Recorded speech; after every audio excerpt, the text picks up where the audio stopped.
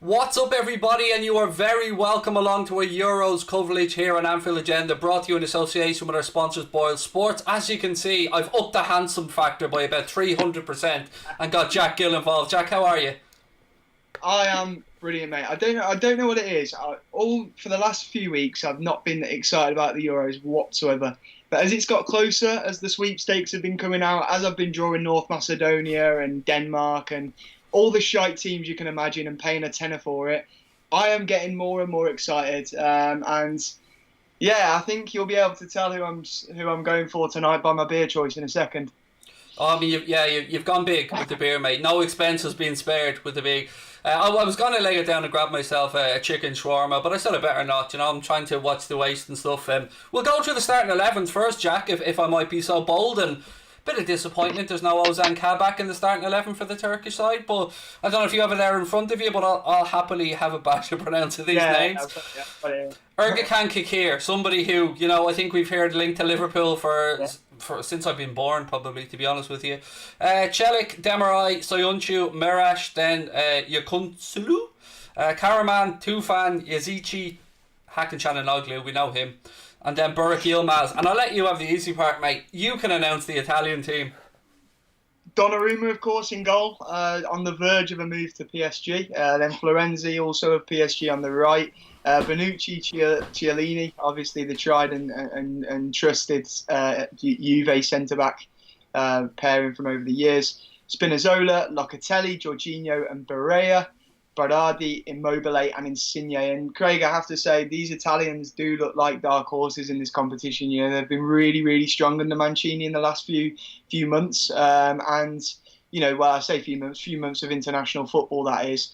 That midfield can be strong for them. So I'm tipping Italy to go quite far in this competition. Yeah, I mean, what are you guys feeling in the chat? Come on, Turkey, I can see in there straight away. Noah's World said Kingsley Coman to Liverpool for 35 million. I can't see that happening, Jack. I mean, not heard anything. I think there's always one every day. I come on and the good folks here always get me with a link that I've not seen anyway. I think a lot of it's more wishful thinking. Oh, definitely. I think there's been a few of them at the moment because of the stature of the club and stuff like that. We're getting linked with every man and his dog, in this transfer window as people are looking for a move.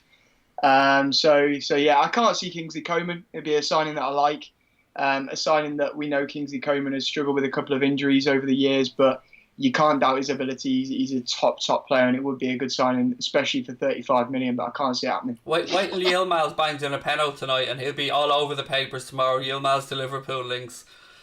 Oh, you're going to see loads throughout the Euros. Anyone that presses high up the field, it'll be, Liverpool should sign him. Owen McPartland, welcome to Anfield Agenda FC. My man Owen has just become a member of the channel. If you guys want to join Owen and become an official member, there's a link pinned to the top of the live chat. You can also click the blue join button if you see that. It is $4.99 a month, but those Peronis Jack is drinking ain't cheap, do you know what I mean? So there is that. Yeah, you got to have the Italian lager when you're watching the Italian football, aren't you? To be fair, Turkey as well. I've had a wild bet. I'll be honest. I've had a wild bet on Turkey winning the whole thing. I don't know why. I thought they were, I think they've got a pretty easy route to the final. And I think they've got some good players in there. They really do. So I don't think they're going to win it. But at 66-1, it was worth a punt. I don't know why, but I'm frozen here for some reason. And I have absolutely no idea why. Can you still hear me, Jack? Yeah, I can still hear you. I can hear you. You're grand for me. Cool. I'm frozen. You talk away while I try and blame Connor on something here. Well, unfortunately, I can't see the comments, so I can't even go through them now. But yeah, just looking into the tournament, I want to bring up the subs because we didn't look into the subs of both sides. So the subs for Italy today, you've got Sirigu on the bench for them, Cristante, Pessina, Benedeschi, Chiesa, Di Lorenzo, Bastoni, Emerson, of course, of Chelsea, Belotti, Mere, Acerbi, Rasper, Dori, and that is the bench for Italy. And then for Turkey, you've got this is going to be a real struggle, so everyone's going to have to bear with me for this. Dervisoglu, Kaveci, Unal, Kabak, who of course we know really, really well. I think I'm quite disappointed that it looks like Liverpool aren't going to exercise a permanent deal for him. Obviously, we brought Konate in, but I would have liked both of them. Then you've got Dayandir, Kengizunda, who obviously I think a lot of people will know as well. Gunok, Koku, Mulder, Tukoz, Ihan, and Antal Yali. So they're the benches for the two sides as well. We've been through the two teams. It looks like Turkey are going to play in the 4-1-4-1 formation. That's what One Football have them down as playing it anyway. And for Italy, they will line up in a 4-3-3, which Mancini has been operating since coming in. Craig, are you with us now, or are you still having problems? No, I'm all good. I'm back. Every time that I introduce Skype into any type of content that we make, mate, it becomes a massive, massive pain in the backside. But you are right in what you were saying about Mancini. That run that Italy have been on, that unbeaten run, it's pretty impressive. I mean, I don't think we can go as far as to call them underdogs, but I would say that they're definitely a team that's better than some of their parts. Yeah, well, there's not many people tipping them to win, so you can call them underdogs. This tournament seems set up perfectly for France. You know, the squad they've got is unreal. But, you know, a team like Italy, they've got a very good manager in Roberto Mancini, a Premier League winner, of course, as well. And, you know, as you say, they've been on a great run. They haven't conceded a goal as well since the end of last year, I believe, or I think it may have been October 2019 or 2020. I'm not sure which one. And they've not quite got the stats on me right now. But yeah, and they get to play every game in Rome as well. So a big boost for Italy in the group stage. Yeah, I mean, I'm seeing Andrea Bellotti singing here now, and God, I wish I was there. I mean, it's great to see fans back inside football grounds, Jack, and this is what it's all about, isn't it? I mean, I've openly said I'm not the biggest fan of international football, but I said to you earlier on, I've been lured into this. I'm ready. I'm pumped for this. Even though Ireland have no involvement, I'm ready for it. I'm the same with every international tournament. The Euros, the World Cup. Fantastic. I hate international football, but these sort of tournaments, they make you summer. They really, really do.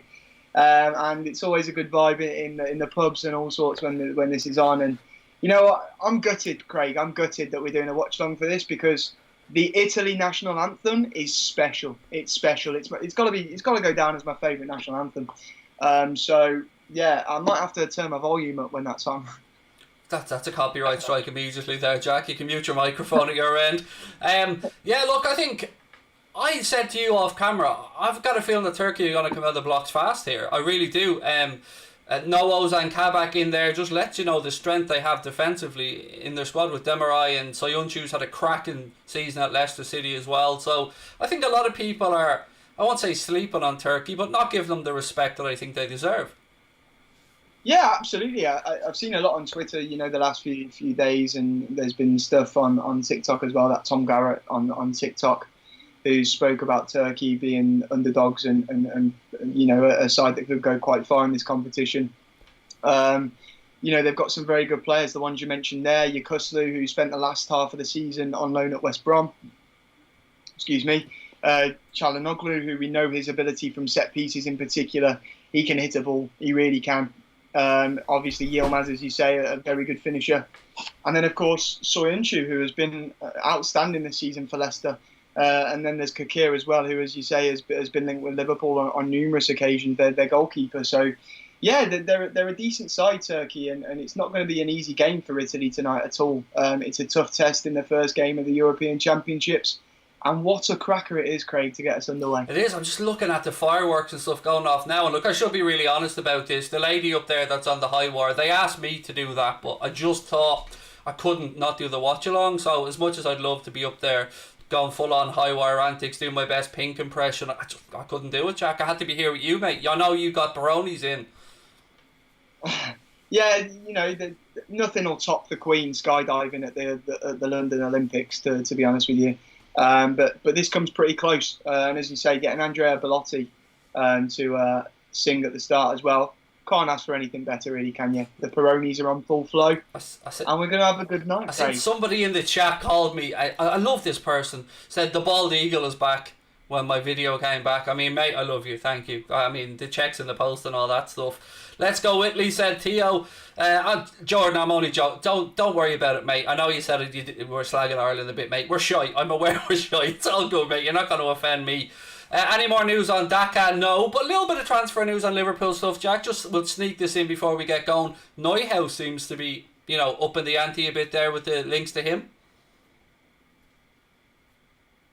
Yeah, I've seen that a lot. Very, very good player. I'd be very happy with that, to be honest with you. I saw a couple of things in the last few days that'll be announced after the Euros.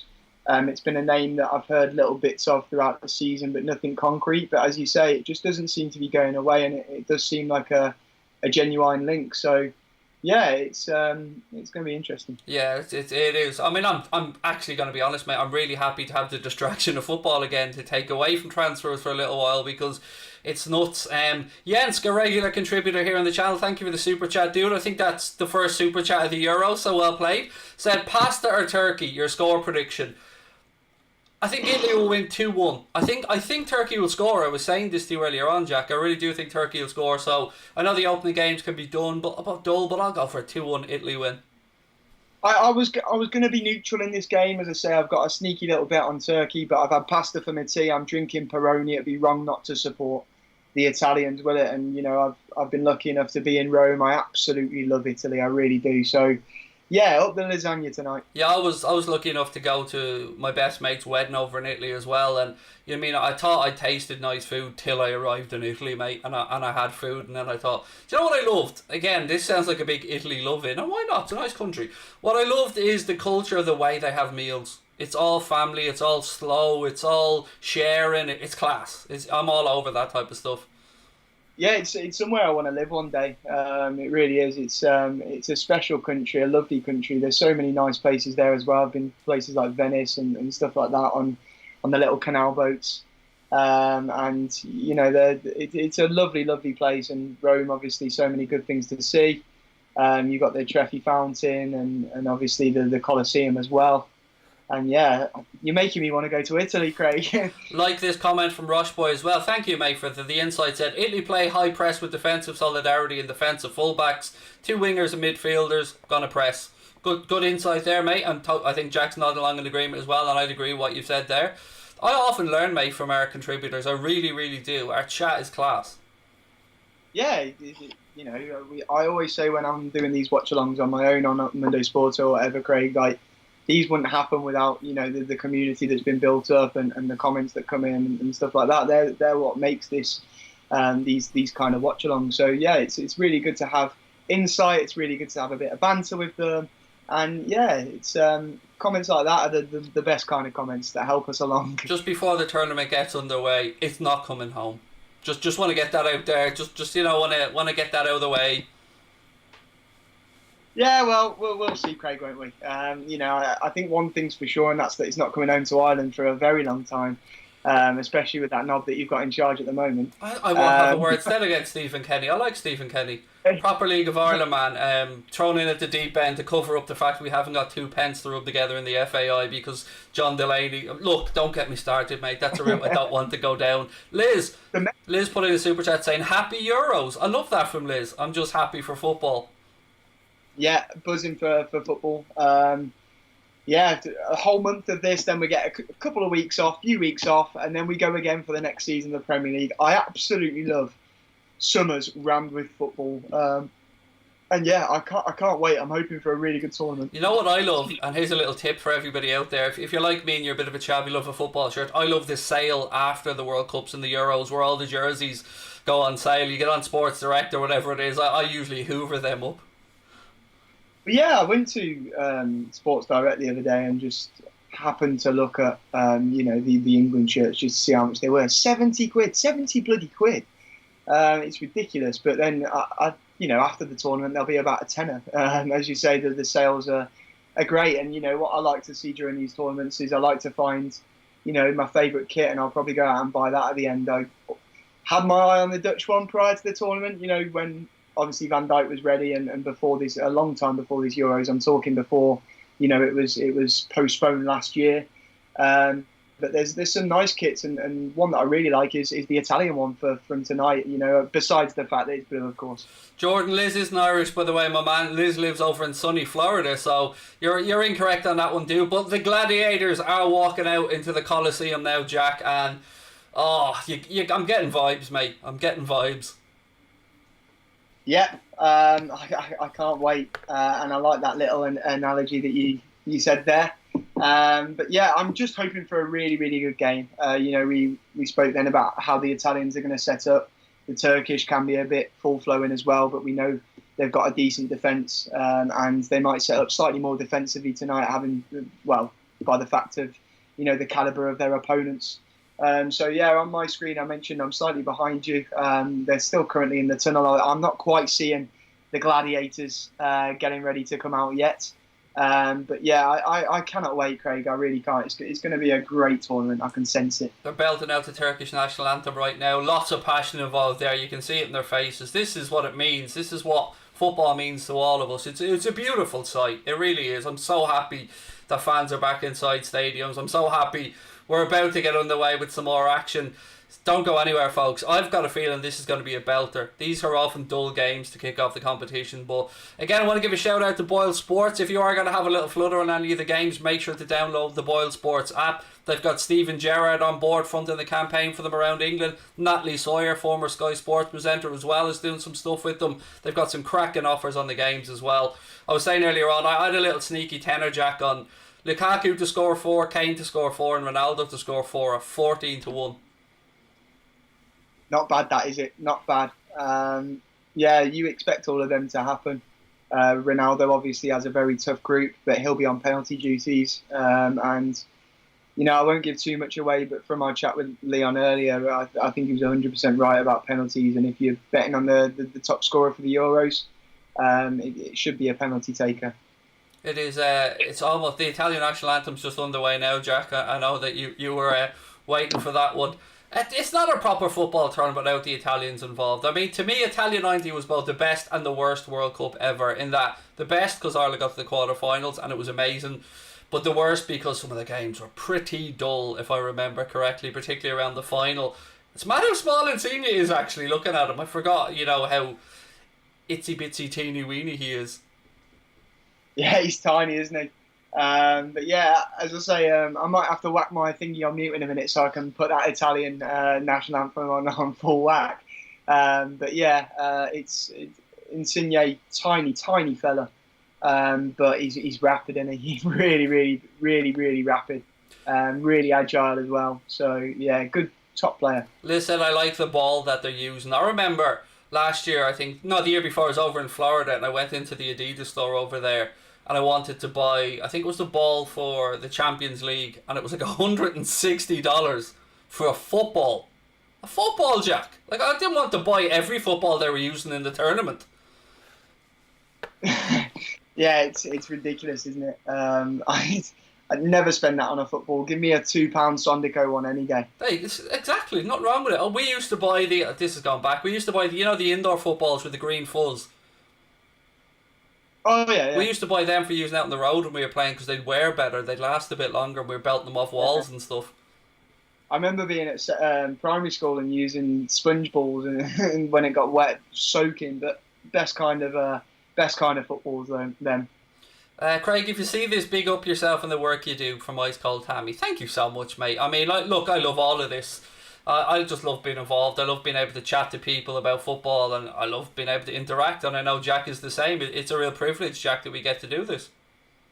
Yeah, it's great. As I say, it's nothing better than to be able to interact with them guys every watch along. And it's people say, what is the thing about watch alongs? But on Anfield Agenda, and I know it's the same on every single channel that we both worked on, Craig, it gets to the point where you build a great community and these watch-alongs become really, really fun. Yeah, we do receive some lovely messages from people, and I love the family vibe as well. It's great. Now look, the language is definitely not family friendly, we'll say that straight out, but it is class and it's really good fun to do. I'll tell you what, I was looking at Ergakan Kakir there.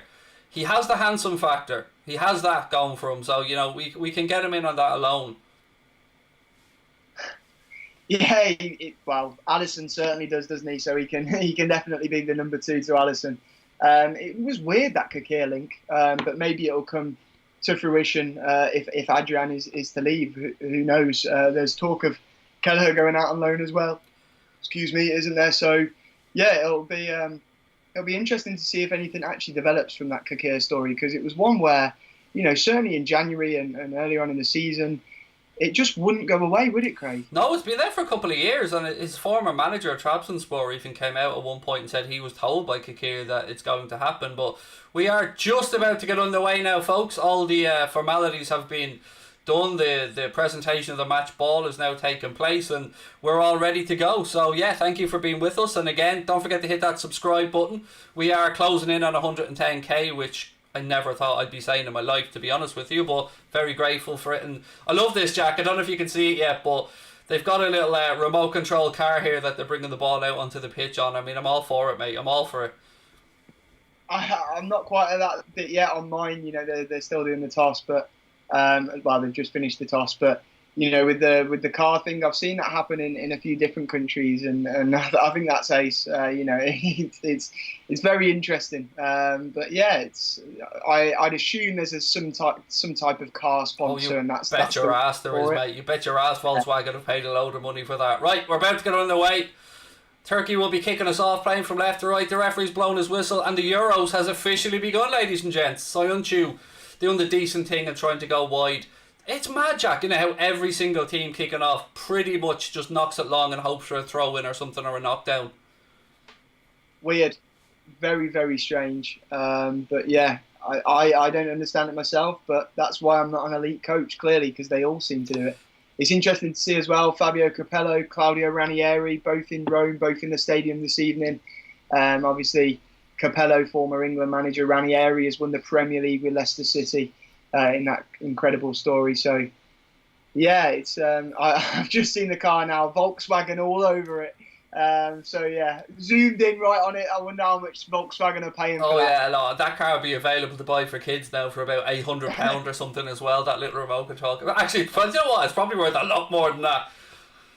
I tell you, Mancini's looking very smart as well in his suit. Italy immediately starting the attack here. Folks, don't forget, we want you involved in all these watch-alongs, so keep your comments coming. We want you to give us your opinion on what's happening on the pitch, who your favourites for the Euros are, and do you think Turkey have a chance in this one? Because a lot of people just thinking it's going to be a handy night for Italy. Well, I think they have a chance, Craig. I do think they have a chance. I do think don't rule Turkey out from this, but I do fancy the Italians. I do fancy the Gladiators this evening. And finally, we're underway on mine, so maybe we can work out now how far behind you I am. 1 minute and 30 seconds. Okay, well, hopefully it gets quicker as it goes along. But yeah, we'll have to factor that in. I'm going to be spoiling a lot of good moments for you, my man. A lot of good moments. And I love doing it. I love a bit of shithousery. You like VAR, you're going to take the passion away. You know what you could do as well? You could pretend that one of the teams have scored the goal, and I would have no idea. So yeah, now I don't know why I've done that, because I've probably put an idea in your childish mind. It was already there, Jack. It was already there.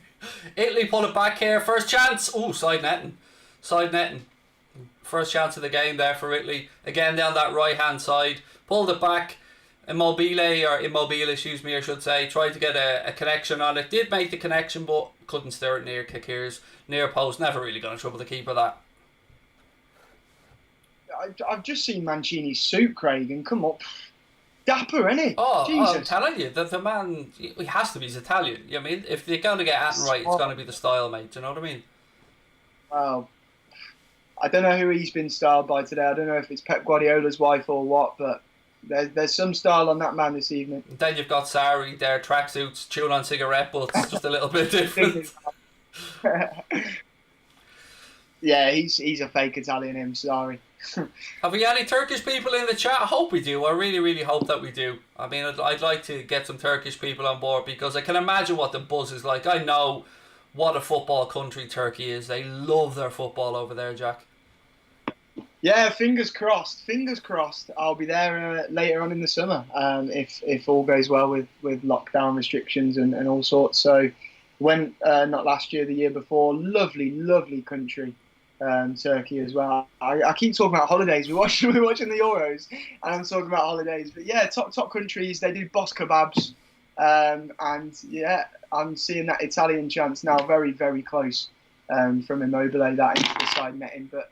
very quick move from on the right hand side there, Craig, as well, wasn't it? Just showing what Italy are capable of in this tournament. Absolutely, I second that. By the way, on Turkey, it's somewhere we love to go on holiday as a family, and if we ever do get to a position where we can buy a holiday home, it will be in Turkey. I absolutely love the country and the people. It's amazing.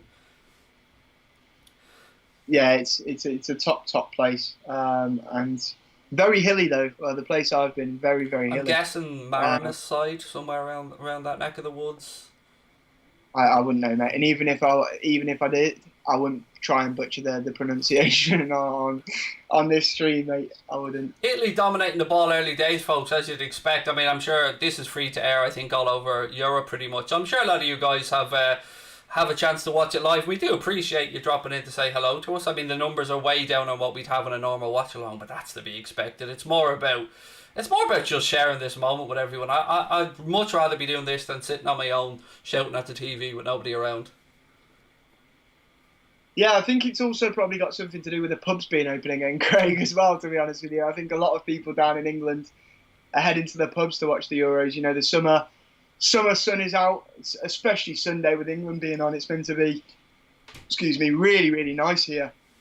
So yeah, I think a lot of people are probably off to the pub to enjoy the first game of the Euros. A smart fella, how are you, mate? Welcome into the chat. Said, hello, lads, what's up? Italy will top the group. Said, Chelsea destroyed Madrid. I like that, well done. Leo says hello to Craig and Jack as well. Hello, mate, how are you?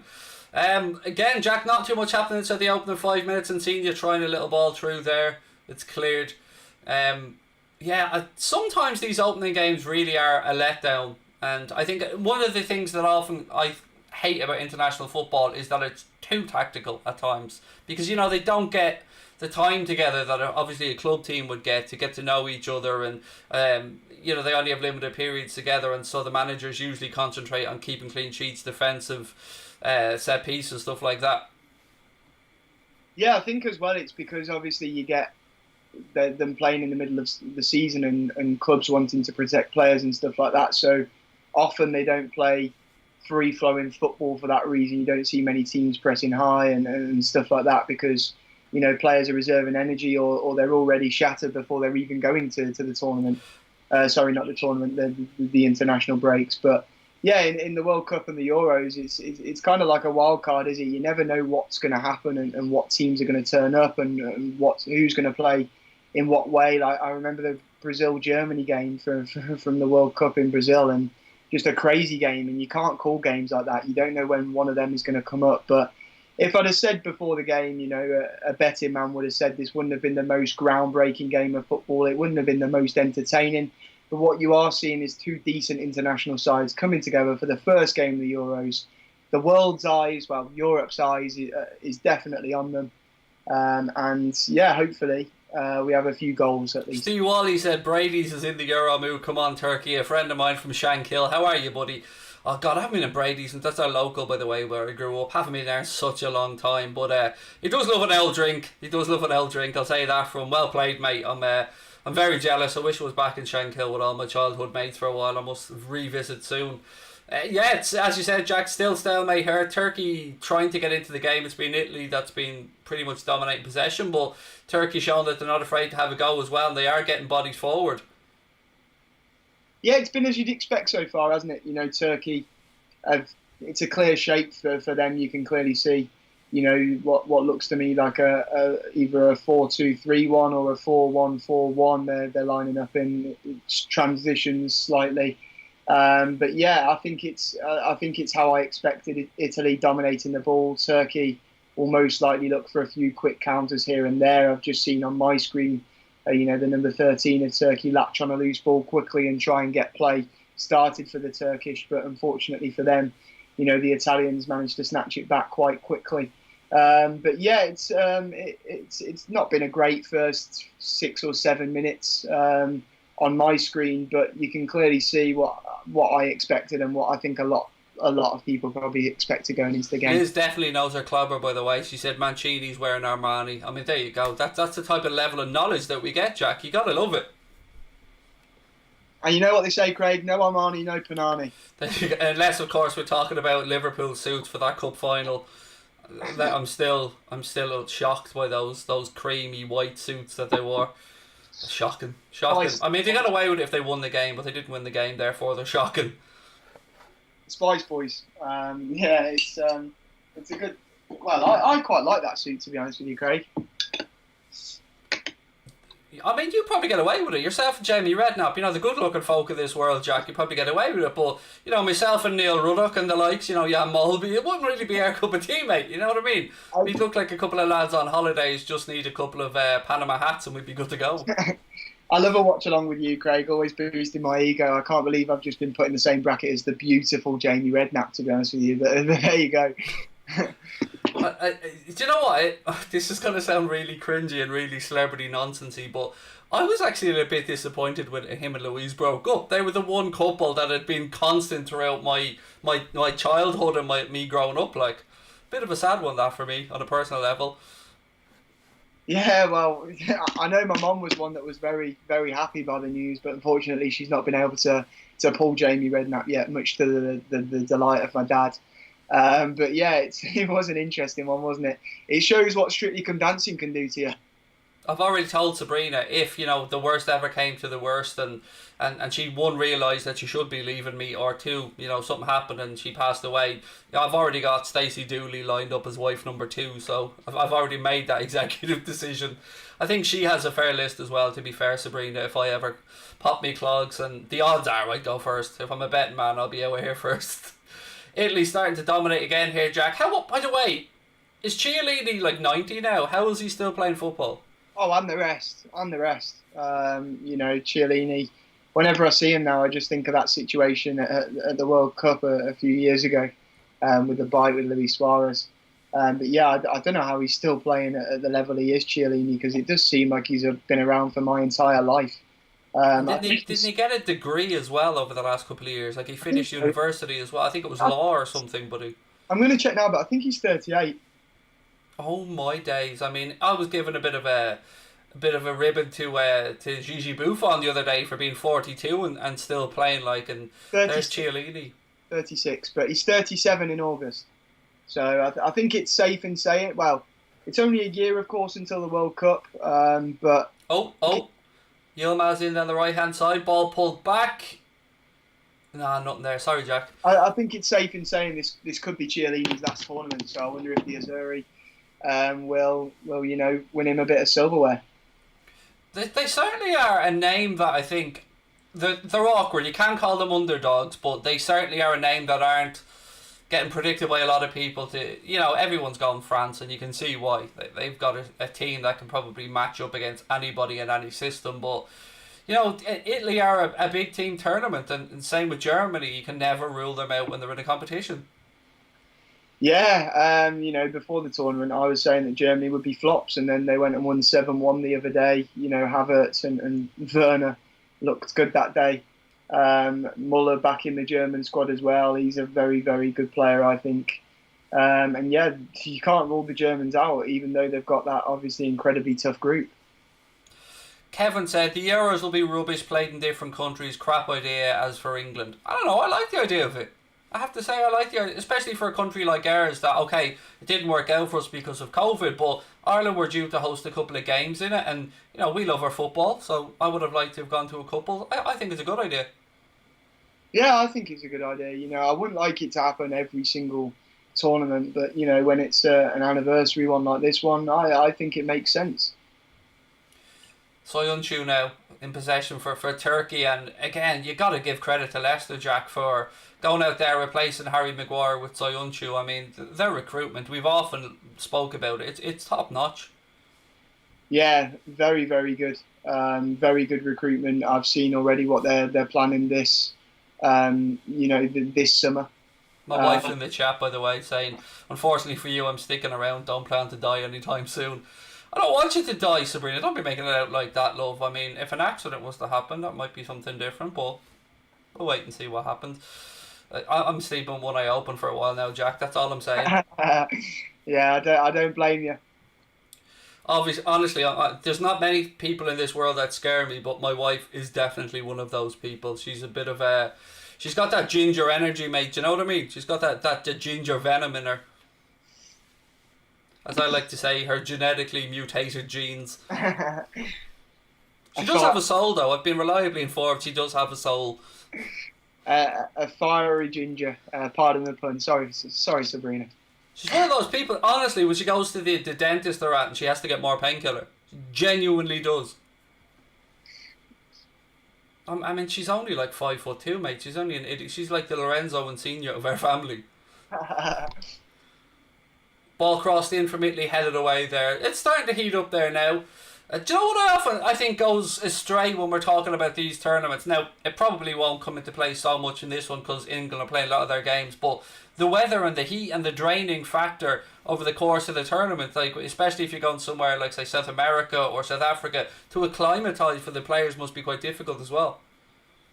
Yeah, we've seen it been used as an excuse by many England players before. The Qatari World Cup is honestly going to be a very, very interesting one, whatever time of year they play it in, because even if it is the winter, like I think it is planned, it's still very, very, very hot there, and it's still going to be a big, big climate change because obviously it'll be even colder in other countries. So, yeah, it definitely does pose a factor, but I'm not sure how much blame you can put on the weather. And of course, as you said, this year it makes it even more interesting, and I'm sure a lot of people will say that this is why it shouldn't have happened. But with games being played in loads of different countries, of course, Baku in Azerbaijan is one of the places where it's hosted. I'm sure a lot of countries, as we get to the latter stages, may moan about the air miles that they've had to travel throughout the tournament and use that as a factor. But yeah, we'll see. I thought my wife was talking about her sex life here for a minute. She said, I have to get one numbing injection, then wait 5 minutes to get a second. I mean, it could be applicable. No. Do you know what I'm saying? WFM doesn't just apply to the community. Well, it definitely does. Like as I've said many times before, that's not the reason we're together. She's not getting that in that department. I can promise you. She's suffering. She's a long suffering lady. Air conditioned stadiums in Qatar. I thought that was put to bed. I thought that ended up not being a thing. Someone in the chat just said aircon stadiums in Qatar. I know they were supposed to do that, but I thought that they'd pull the plug on that. Yeah, I'm not sure about that. I agree with you, Craig. That's the last I heard on it.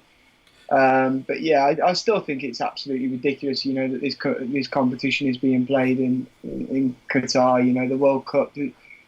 Yeah, I don't want to get into political reasons now and stuff like that, but yeah, it's not right. It's not right that we're having the World Cup in that country.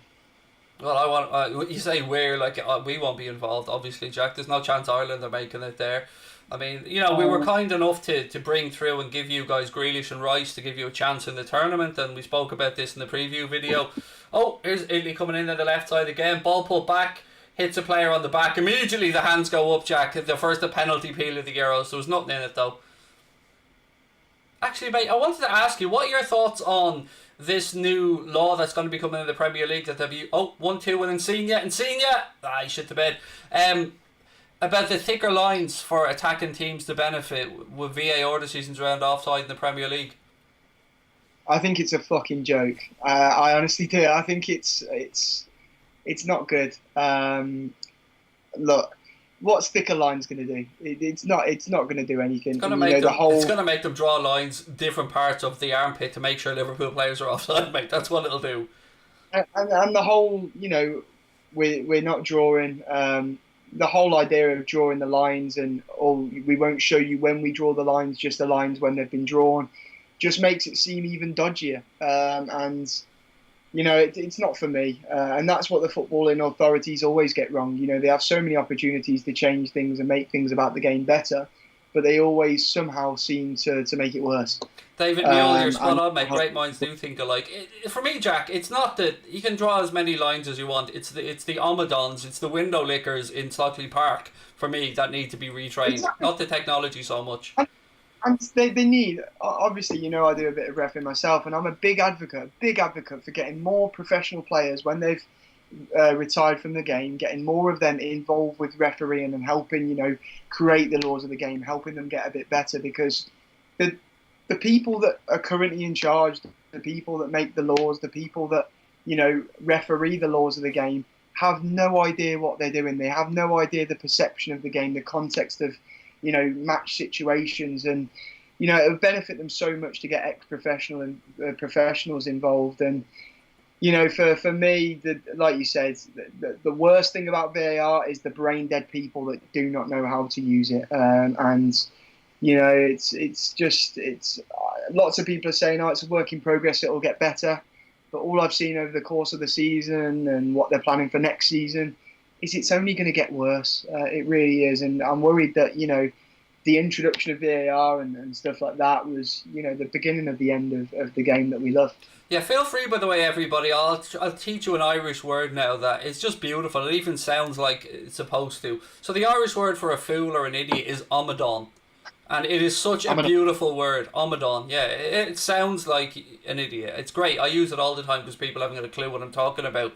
And just calling people omadons. It's great. But somebody's put a really good comment in here. Joshua Drinks Water has said, I'd love to hear what they say in the VAR room while the decision is being made. I think that's a very, very good point. There's a reason for that, though. There's a reason. Oh, I should point out, by the way, that Jack has a background in refereeing. I should point that out. Yeah, you know, there's only so much I can say, but you know, all I'm saying is there's definitely a reason why you know, we've not seen refs mic'd up yet. Definitely a reason. I remember seeing a trial of it. I think it was in an Australian league, and I remember hearing the referee say to the VAR, "Do you want me to go over to the monitor to sell it?" Oh, another handball incident. The ref saying no one. Italian. Oh, here we go. Italian player surrounding the ref. Go on, Jack. Sorry, go on. That's what it is, though. You know, the whole sport and refereeing and stuff like that. You know, you get coached when you're a referee if you're at a certain level where, you know, you get coached on about selling your decision and actually a lot of the game is, you know, context and contextualizing the game. There's so many 50-50 decisions, which is why you get debates in football. But you know, at the same time, we've seen that in football, nothing really is black and white. But when it is black and white, or more black and white than other things, it seems to be that, you know, the refs mess it up and get it wrong. But yeah, it's definitely something that I would introduce into the game. Miking up the refs, it works really, really well in rugby and other sports. I think it would, you know, help the fans understand the referees more. But I think also it puts the referees in danger. And that's what for some reason the FA would prefer to protect the referees than the players. Corner about to come in here from Italy. Somebody in the chat said who's been dominating possession more. Italy have been the more likely by the looks of it, but to be fair to Turkey, they have sprung a few counters on their own. But there is a corner here now, right hand side for Italy. Ball in. Turkey. Oh, Chiellini forces Erghan Kikir into a lovely little tip over the bar. Just, we spoke about him earlier on, Jack. We gave him the build-up. Yeah, it's Turkey very, very, very much, you know, keeping that shape, trying to keep that shape, trying to frustrate Italy. Italy dominating on the ball, as you say. Chiellini, a player, as we say, an aging player, but always going to be a threat in the air. And there, as I say, I've not quite seen that corner yet, so I don't know how close of an opportunity it was. But yeah, as soon as you said a corner, I thought if anyone was going to rise above anyone else for Italy, it would have been that man Chiellini. So it doesn't surprise me that you say he was making you know, a nuisance of himself there. They've just had a decent opportunity from a second corner as well, but the flick on the Italian player I think was offside and it came to nothing. But they are showing that they are definitely a force to be reckoned with from set pieces, even with the likes of Soyuncu and Demirai in the central defensive areas for Turkey. Italy are just they are very, very good at set pieces. Yeah, no, I've just seen the Chiellini effort now, and it's interesting to see how Italy, you know, shaped up on that corner. It was certainly a routine. You know, they've got a player at the far post, then four in almost a square in the centre of the pitch. You've got a player really short. You don't know how they were going to take the corner. But then when it was whipped in, you know, it was a really good delivery, but Chiellini almost had to sort of go back on himself and really power the header, but forced the keeper into a really, really good save. Kikir, top quality save from him. The links are only going to intensify now, Jack, to Liverpool. They're going to be getting worse. Yeah, I think if the delivery was slightly better for that corner, Chiellini could have done better, but as it was, he had to go backwards, and you know, there was a lot more to do with the header. But as you say, came in, Chiellini was there again, to try and flick the rebound. He tried a back heel after Bonucci won the initial header. So yeah, it's coming for Italy. They're starting to look a bit dangerous and set pieces, and maybe where they're targeting Turkey this evening. Shay said, shout out to my son Shay Jr. watching along for the first time. Hello Shay Jr. How are you, buddy? Lovely to have you with us, and I hope you enjoyed the tournament, young man. Yeah. And I apologise in advance for my language. And mine. It's special, these tournaments, when you're a kid. I saw a tweet earlier about they should show these in schools, these sort of games. You get to a time of year where in schools they start watching bloody films anyway. So, I think they should show the Euros at schools. We should start a petition for that, Craig. It's educational. Football is educational. I remember when I was in sixth form for England versus Wales in the last Euros, and racing home afterwards. I had a free period the last two games, racing home, watching it on my phone on the train home, and then getting home and screaming the house down when Daniel Sturridge scored that winning goal against the Welsh, of course, who had a brilliant tournament, that tournament. But yeah, it had to be our man D Sturridge, didn't it? Yeah, Leo wasn't giving Wales much of a chance earlier on. I don't want to give away too much from our preview, but yeah, I have to say, I think Wales are going to give every drop and every ounce of energy they have in this tournament. They are a country that are tremendously proud when they get together. Not that I'm saying other countries aren't, but we were doing a preview on another channel yesterday, and there was a Welsh gentleman on there, and he was bigging Wales up, and I can understand it. I think they'll show up, Jack. I do. The thing is with Wales is they're set up so well defensively that they're hard to beat, which makes them a force in competitions like this. The issue with Wales at the minute is what's going on off the pitch with them, with Ryan Giggs, that whole situation there, and it couldn't have come at a worse time for them. But fair play to the temporary manager that they've got in charge in his absence. And I hope for his sake that Wales do have a decent tournament, because I'd really like him to get the job permanently when there are repercussions for what that nasty, horrible Ryan Giggs has got himself up to. Ethan asked me to shout somebody out, and mate, look, I don't know if this is you trying to bait me into something, and I hope you're sincere, but if you do indeed have a friend, sir, that is undergoing chemo at the minute, and of course all of our love and best wishes, mate. You've got to. I've been baited so many times that I often don't take things at face value, but if it is sincere, then of course from both of us, nothing but love, mate, and fast recovery. Turkey starting to get into it a bit more here, Jack. I'm liking it. There was a bit of respect shown towards Italy at the start, maybe a little bit too much, but they're growing in belief here as the minutes tick by.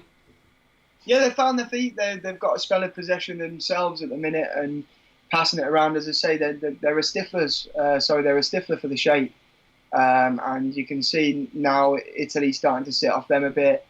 Turkey having a bit more freedom to play it around and just find their feet. And as I say, that they're a team not to be ruled out tonight. And during the tournament, a lot of people thinking that they'll go far with some of the players they've got here.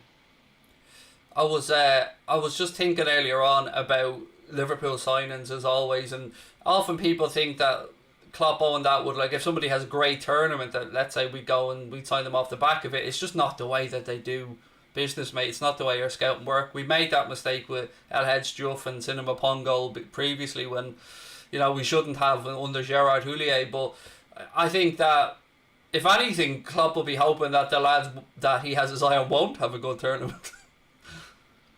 Yeah, definitely. Especially with how we operate now, it's all about going under the radar, picking up bargains, isn't it? And finding absolute gems of a player. Even when we do put our hands in our pocket and spend a bit more on a player, it tends to be the next best thing, i.e. like Virgil van Dijk, Alisson. We put our hands in our pockets. We spent, upwards of 60 million on both players, and both players are the best in their position in world football. So, we will do things sensibly, and that's why, I'm sure Liverpool are crossing their fingers that anyone that they have targeted that is playing in the Euros doesn't impress the eyes of other scouts of other teams.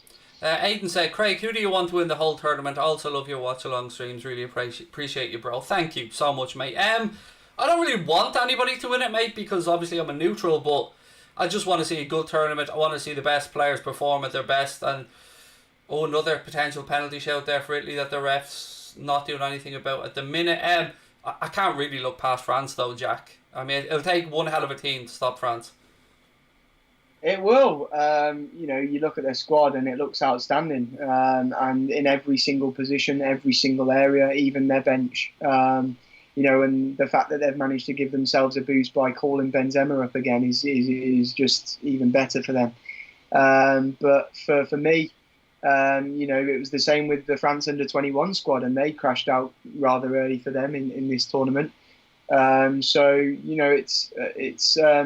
going to be it's tough to call. I'd definitely say France, but I wouldn't rule other sides out because it wouldn't be a typical international tournament if the favourites didn't slip up at some point.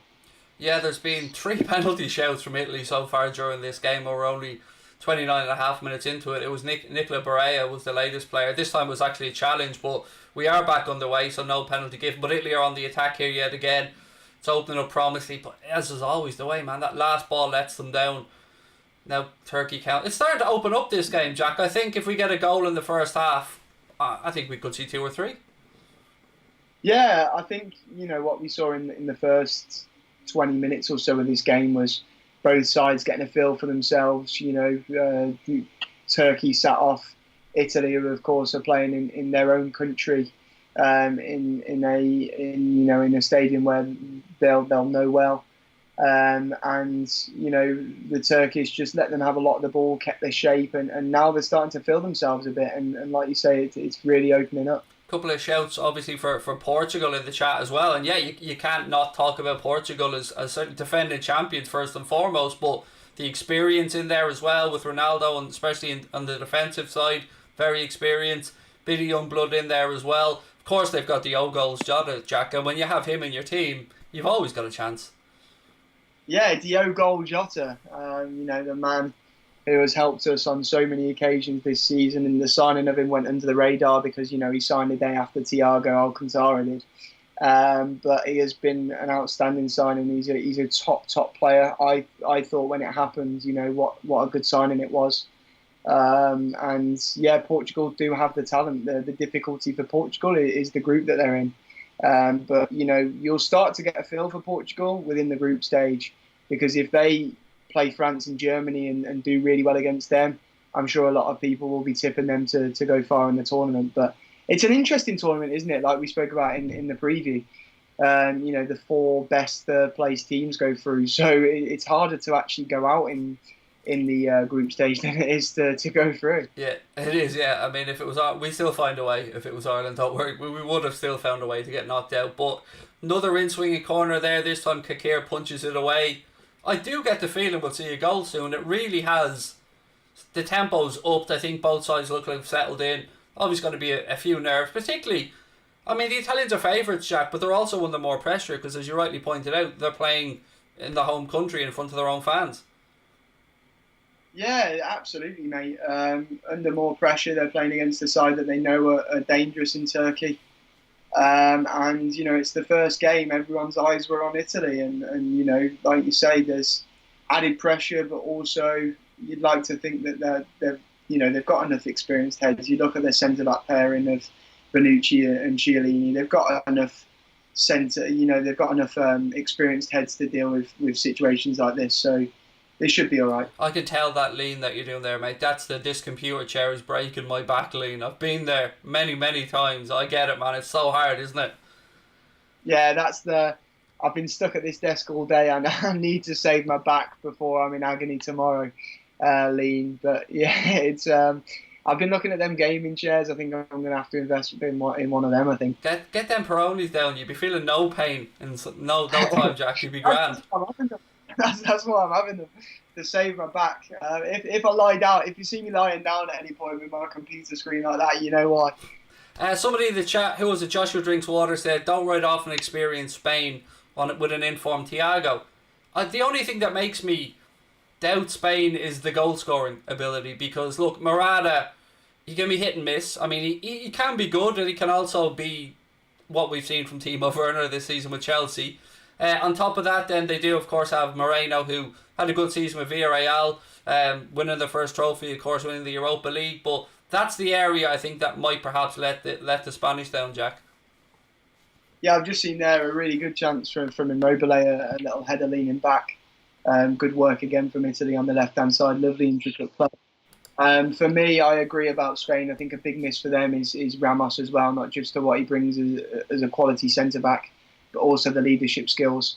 I think it's a big, big loss for Spain. Obviously, we don't know still whether it was a tactical decision, whether he's injured completely. Obviously, we know he had the injury before the tournament, but I've not heard anything about it ruling him out completely from the tournament. So it did confuse me. If I was the Spain manager, I'd have liked to have a player like Ramos in and around the squad. Big Yilmaz in here now down the left-hand side for Turkey. He's waiting for support. He's up against Chiellini. Ball to the far post. Oh, it's just a little bit overhit and Donnarumma gets strong fist on it. Am I right in saying, Jack, and maybe the chat can help us out with this, is this the first time that there's been no Real Madrid players, or are there no Real Madrid players in that Spanish squad? Yeah, it's the first time that there's no Real Madrid players in the Spanish squad, and no one knows why that is. You've got players, not just Ramos, players like Isco, Asensio, who have missed out, and I wonder why, Craig. I really wonder why.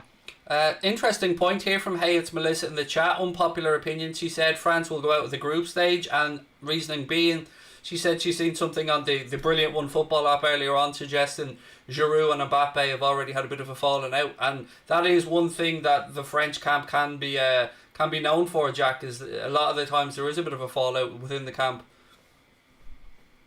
Yeah, it wouldn't be an international tournament without a fallout between the France squad, would it?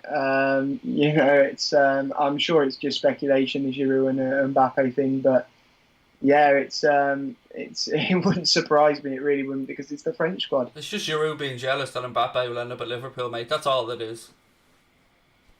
Absolutely. I think in that I'm down to just a CH now of the. He doesn't even get half a chew anymore. Well, that is half a chew, Craig. He gets half a chew. I'll give him half a chew. I'm all in on Bellingham though, Jack. I mean, we'll get that train going soon. Yeah, it's one I really want, and I saw Agent Hendo doing his dirty work the other day, posting that picture of them both with Bellingham's cap. So yeah, it's one I'd love to happen, and one that I genuinely am confident. I can say this 100%. I am very, very confident that one day we will see Jude Bellingham playing for Liverpool Football Club. I'm 100% positive of it. I really am. I think he's the perfect player for us to bring in, and I give it within the next 2 years, Craig. I really do. I see that Dortmund are trying to tie him down to a new deal, and that wouldn't stress me if that was the case, but I believe it is most probably just to get the release clause potentially sorted out for any incoming offers the next year or so.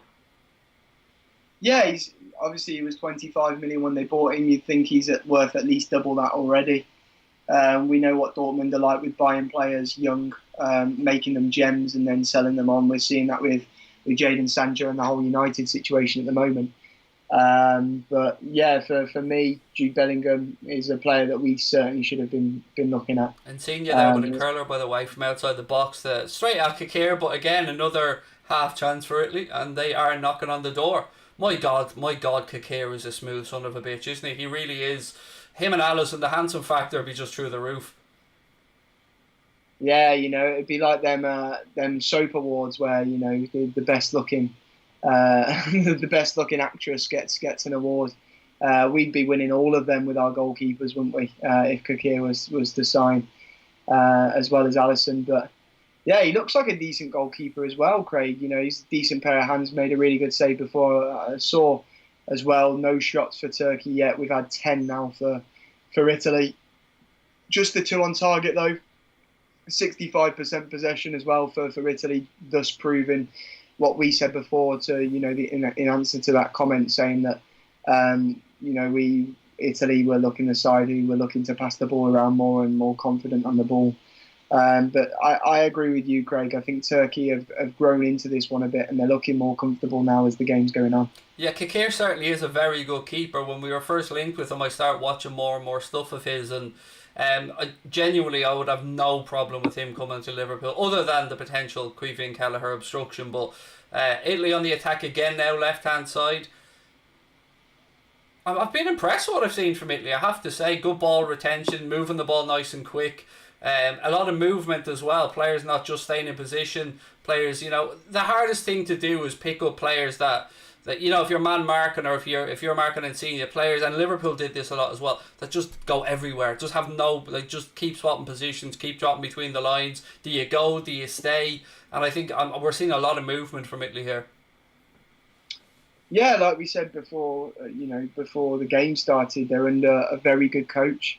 They've got that good run of wins, also a good run of not conceding a goal. And in this early stages of the tournament, you can really see why from Italy. Like you said, everything about the ball retention for them, their shape, the system, it looks good for Italy. And they're a side that, I'm tipping to go far in this competition. I love that comment from Niles in the chat. Well played, sir. He said, "Hey, I love this channel. I don't even watch the games. This is my modern day teletext."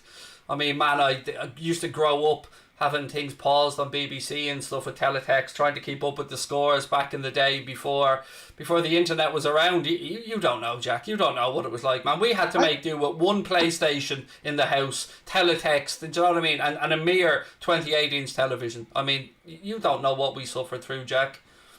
I don't know what you suffered through, but I am lucky enough to remember teletext. It reminds me of my grandpa and when I used to go there when I'd finished school and he'd always be checking his horses with his little bet slip out and teletext on, scrolling through, cursing under his breath because he's lost his Yankee again. Bless him. But yeah, it's modern day teletext certainly is. But bring back teletext. That's what I say. My dad loved the holiday bargain, by the way, and he used to go on teletext holidays all the time to see if there was any cheap deals. And they used to be about 120 pages, and heaven forbid you forgot to pause it when it got around to the one you were interested in. Oh, the disappointment. You were there half an hour waiting for it to come back around because it kept changing page and page. The days, man, they were the days. What a comment. I love that. Did you see, one of my favourite mugs is the BBC Teletext one of Istanbul is a belter. Class, aren't they? I've seen lots of them. But yeah, it's weird. It just shows how quickly technology's been evolving over the years as well. Like we're doing a watch along now. You never know. In 10 years' time, it could be that you're having, like what they call projections of us coming up from the floor in your living room or something. That's how mad technology is evolving. How fast it's going. Imagine how many Goldbridges we'll see then. If it is AI, we'll see Goldbridge everywhere. He was dancing around Paddy Power recently as well. Actually, do you know what I think would be a huge thing in technology next in football, Jack? And it's VR and VR and AI and stuff like that. Because imagine someone who worked in the industry pointed this out to me before. Imagine how many season tickets you could sell if you had a couple of cameras planted in the Kop, say, as an example. And also, let's say you wanted to watch a little bit of Liverpool training, and then all of a sudden a special offer comes up to say, like this training gear, buy it now at 10% off at the club store and stuff like that. If they ever get to a point where they sell their own rights, clubs and the Premier League, I think the likes of virtual season tickets where you look left and you see the Kop and everybody in it and you hear the songs, and I think it could be a huge cash generator for clubs. We're not far away from that, mate. We're really not. It's a very American thing to do, and I can see it around the corner. Like you say, I think it's a situation where, with the the VR stuff, you've got, we fans like me and you were annoyed during the whole Super League saga about legacy fans and stuff like that. But what we are seeing more and more of, and I've studied this at university, and it's widely known anyway, we're seeing more of people that much prefer to sit around and watch football on their sofa rather than going to the games. And for that, if you offer an opportunity to sit on your sofa but still have the experience of being in the stadium via VR, it is like you say, it's bound to earn money for everyone. So I honestly don't think we're far away from that, matey. The big, I think for me, the content that I'll be filming, if that's the case, will be everybody else with their VR goggles on, and I'm just watching them all jumping around like lunatics. That would be, I mean, there's some comedy gold to be had there, definitely. Again, a penalty shout there for Turkey, by the way, that it was nothing. It was just Yilmaz running out of pitch and just said, "Oh, I'll go down here." I'm sure, obviously we've got the NHS in England, so it's not an issue here. But I'm sure medical bills will be a bit of an issue as well when that happens, because you'll have people, forgetting they've got their VAR goggles on, last minute winner. You'll have people headbutting their sofas and kicking their dogs by mistake and all sorts. I'll be throwing virtual remote controls at the wall. Do you know what? If you would have told me 5 years ago, maybe even 6, 7 years ago, that I could one day be earning a living from watching football in my house, chatting to people around the world, enjoying games together, I would have thought that you were an absolute lunatic. Yeah, it's weird, isn't it? It's weird how this has come about, and of course, I honestly think COVID has really helped with watch-alongs and stuff like this as well, because people appreciate it more. People, match-going fans that maybe before didn't understand watch-alongs, didn't get them, realised, people that aren't able to go to the games, that watch them on the TV and hear the constant, drone of the same commentators every week. It's nice to freshen it up and find people that you do enjoy. Obviously, you've had this going on for years, stuff like this. I remember being a very, very, very young kid, and you had Sky Sports, the fan commentary on there. Hang on, buddy. We've got a penalty check. No, he said play on. That was the most clear cut of all of them, of all the shouts that Italy have had. That one certainly did strike an arm. I think what might have saved them is the fact the distance between the ball and the player when it was kicked by the Italian player. But it was certainly the most convincing so far of any penalty shouts. Yeah, I'm just in the build up to it now, so I'll let you know what I think when it comes onto it. But yeah, just here. Oh yeah, the arm's certainly out. I can see why VAR's had a little look at it, as you say. That's the one where I'm kind of thinking I could see why it would be given, but you're absolutely right, mate. The distance between the two, the Turkish player has absolutely no idea about that. But the arm is out, so it was worth a shout from the Italians. And they're still complaining about it now. I think the ref's blown up for half time. I think we're at half time here. I think it's hard to know. Again, I'm looking at this here, Jack. I mean, there was a yard and a half, so not very far, but it definitely struck the arm. And again, it's always open to. And this is what kills me about this, is that in the Champions League, I get the feeling that would have been a penalty. In Serie A, I can tell you certainly that would have been a penalty from what I've seen this season. And at half time, they are going in at 0-0, but to me, that was a decent penalty show. I've seen penalties that are less worthy of a penalty than that given this season. You talk about Eric Dyer against Newcastle, that handball where he literally jumped in the air and I think he heads it into his own hands. That's a clear-cut one. And we've seen plenty of them this season. That, for me, I think penalties like that shouldn't be given. The distance between the two players, he knows nothing about it. He's not exactly prevented the Italians from scoring a goal. I don't think penalties like that should be given at all. But on the balance of wanting consistency in modern football and hoping that that's what VAR was brought in to give us consistency, we're still not getting it. It's worrying. But for me, if they continue to not give penalties in that situation, that's better for me. Yeah, sometimes for me, I don't understand, but sometimes the punishment doesn't fit the crime for me. I mean, the 18-yard box is an area that if anything happens, any foul, sometimes they're running away from goal. Sometimes it just feels overly harsh. You see penalties given right on the edge, right-hand side, or just before the ball runs out of play, and the punishment is a clear goal-scoring opportunity, but the crime wasn't denying a clear goal-scoring opportunity. I feel sometimes it can just be a bit harsh.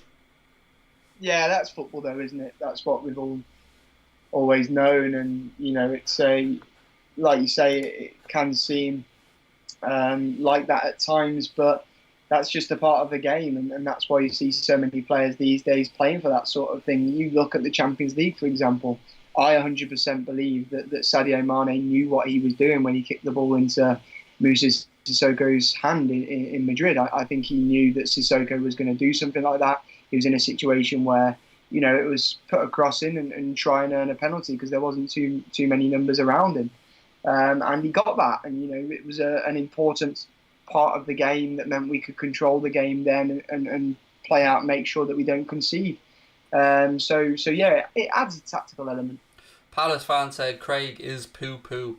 Yeah, that's okay, mate. I mean, you can call me poo-poo as long as you keep commenting and watching and giving me views, mate. That's all good. Do you know what I mean? Now, equally, I could turn around and call you a cunt, but, I'm a nice guy, so I won't.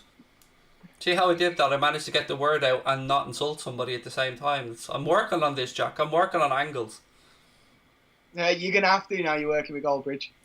I tell you what, I mean, for those of you that don't know, I will be doing some stuff, obviously staying on Anfield agenda, but doing some stuff throughout the Euros on That's Football. And on Sunday, first time ever, myself and Mark Goldbridge will be co-hosting a game. It's the Netherlands against Ukraine game, and I tell you what, mate, I'm in training. I'm in the back garden. I'm insulting the dog. I'm insulting my missus. I'm insulting the postman. Everyone getting ready for the banter for this.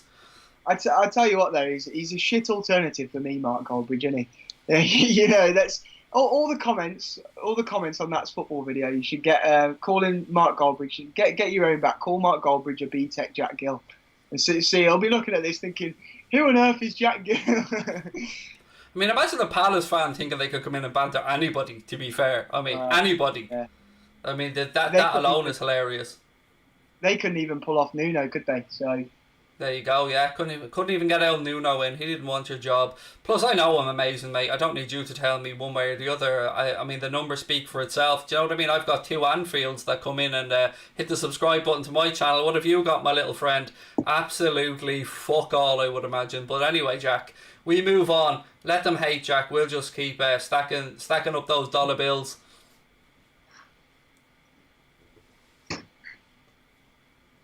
I don't even have a stack, to be honest with you. I mean, if I look to my wallet right now, I have to ask my wife first and spend the money. I was going to say, mate, I don't know about you, but I have. No. He says I mean, I know Jack was on the blower earlier on organising stuff. I won't say what it is. I don't want to give away any stuff and all. But I mean, Jack was sparing no expense. Do you know what I mean? Jack's living la vida loca. He's living the life. It was an exception, that, Craig. Yeah, that's all I'm saying. Do you have to hire a helicopter every time you want to go visit your missus? No, luckily not. But it's weird. It's a lovely little place, Jersey. It really is. I always take the mick out of her. I think it's basically France. You can see France from there. It's a tiny little island. But it's a lovely place. If you ever get the opportunity to go, mate, I'd honestly recommend it. It's a tax-free place, isn't it? Yeah, there's every fucking opportunity, mate, that I'll be there at some point. Any tax haven, there's an opportunity. I'll pop up there at some point. But yeah, it's a top place, Jersey. Connor said I have a small plastic bag of 50 cents. Even at that, Connor, I probably owe you half of that bag at some point. Do you know I've been messing with here? I've been messing with 2p as well. I think that sums everything up in a minute. He says as he's googling down the parody. Oh, mate, this is an exception. The Euros have started, so I had to get these in. Not bad as well, I got, again, talking about, deals and stuff, but 10 Peronis, 18 sols, 20 quid. Connor just sent me a text, not joking, saying register the company in Jack's girlfriend's address. I wouldn't be advertising that on a live stream, but yeah, I'll yeah. Trust me, Jack. Yeah, Connor doesn't know what he's letting himself in for going into a partnership with me in business. Trust me. He got a legal letter once off a company for for something he was selling on Redbubble or something like that, and he got a kind of cease and desist letter, and he was very worried about it. And I said to him, mate, if I was to open up my folder in my press and show you the amount of legal threatening letters that I've been sent over the years that I file under, best of fucking luck. Yeah, it's, you know what I mean. He's a lot more worrisome than me about stuff like that. Yeah, it's certainly an idea. It certainly is an idea. Look, if you're getting to that point, then you're doing something right. But no, I do. In all fairness, I do. I am somebody that would want to pay my fair share of tax because, you know, yeah, I love my little country. I love it here, and I you know, we've got a lot of issues, but I'm so proud to say I'm Irish, mate. I really am. It's one of those you can go anywhere in the world and say you're Irish, and people will take you. A lot of people, you have to correct them and tell them you're not English first, because a lot of people go, "You English?" No, I'm Irish. The expression changes. The love comes into them. My missus has a weird obsession with Irish people. If you're Irish, she automatically wants to be your friend because of the crack on a night out that a lot of Irish people have. So, yeah, it's the complete opposite for me. You know, being English, it can be pretty embarrassing at times. But yeah, they've just shown the football being brought onto the pitch again. Now, what I'm immediately mind goes to some lad pissed off gives that car a boot and it flies across the pitch, ball and all. I mean, I wouldn't put it past it. Do you know what I mean? Some lad comes across and just stamps on it. They're making a name for himself immediately. I still want to know how much Volkswagen paid for that, because, you know, the fact that the camera's zoomed in and, you know, everything, it was clearly a sponsorship act, and you know what, that's the way the game's going, clearly, but weird, very strange. Craig, I'm sorry, but your rage against Villa, keep crying. Oh, that's the Palace fan again. Oh mate, that was 7 months ago, for Christ's sake. If nothing else, I've basically made a career off the back of that, so I don't know what banter me all you want. I mean, we won't conceive, you dumb fuck. The word is concede. Learn to spell, mate. If you're gonna come banter the king, you best come prepared, because one of us has a microphone and one of us, I'm guessing, hasn't seen a pair of tits in their life yet, mate. So don't worry about it. You definitely won't conceive 6, mate, because you won't have a chance to bang a bird 6 times to conceive 6. So don't worry about it, pal. You best come prepared if you're gonna have a pop. It won't end well for you. Not like me here, mate. I had to get the snip because I was knocking them out so quickly. Do you know what I mean? When you've got that super holding sperm like I have, mate. Do you know what I mean? The doctor had to get a specialist team in. He said that's why the missus was talking about the numbing injections earlier on, mate. I went in, put it on the table, it crumbled. The doctor had to get a second pair of hands in. Job done. But there you go. But you concern yourself with us losing to Villa, mate. It's all right. We'll still be in the Champions League next year. The champions! While you'll be watching Christian Benteke falling over. Oh, that was a lovely little outburst there, Craig. Hello to our sponsors. This is me being clean, Jack. This is me cleaning up my act. Honestly, this really is. How are we, Mutz? Lovely to see you in as well. Says, great stream, thank you. Love the content. Big Dortmund fan. How are you, Dash? I think we're all, Jack, deep down Dortmund fans, really, aren't we? We all have a soft spot for Dortmund. Yeah, a soft spot, as long as you give us Jude. It'd be biblical. It'd be biblical. Imagine hearing Hey Jude on the cot.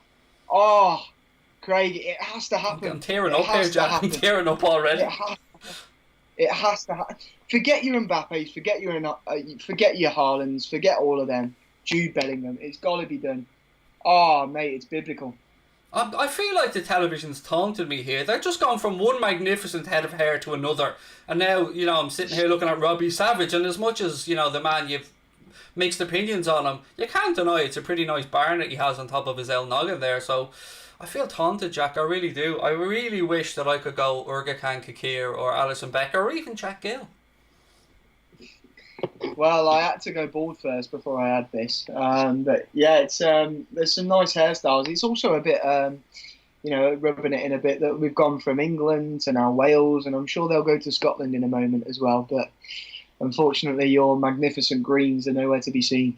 Somebody said Craig sponsored by Viagra. Well, I mean, I am doing the Manscaped stuff from time to time. Do you know what I mean? They said They were the words I heard from them that I've always wanted to hear. Be fun with it. Be fun. Enjoy yourself. We're not a company that is shrinking violets. You say what you want to say. I was talking about. I've often said this, Jack. And again, if there's any kids watching, earmuffs. I've often said this. My wife said to me, the Manscaped kit is really good, and you get a lovely box and all this stuff. But there's stuff in it that's called ball deodorant. And she said to me, I don't know what would be worse, a mouthful of sweaty, or a mouthful of covered in deodorant. It's a fair shout. It's a fair shout. It's a fair shout, but there's only one way to find out, Craig.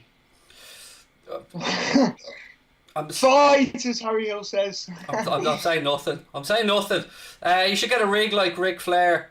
Now, this hurts me. I love the Ric Flair stuff much, but the amount of people that don't understand there's no K in Ric Flair. There's just R-I-C. If we're going to talk about the great man, I mean, you got to spell it right much. But you're right. I mean, I do want a Ric Flair robe. I've been saying it to Connor for ages. And I am turning 40 this year, by the way, Crosby. Well, in human terms, I'm turning 40. In influencer terms, I'll be 39.1. But I do want a Ric Flair robe. I'm not joking. I do want a Ric Flair robe. And I don't know if you're aware of the great Ric Flair, Jack, and his penchant for flamboyancy, but have a quick Google of your phone and Ric Flair, and Ric Flair robe, and you'll quickly see why I want one. The man is magnificent. I know the name. I think he's a wrestler, isn't he? But I'm pretty sure I came up against someone on Pro Clubs yesterday who was Ric Flair. The Nature Boy. Yeah. The Rolex wearing, jive talking. Oh, he's just a man. Do you know what I mean? And that's an understated one. Wait till you see the one with the feather bows and all on it, mate. Oh. I am seeing Peter Crouch singing. What's going on here?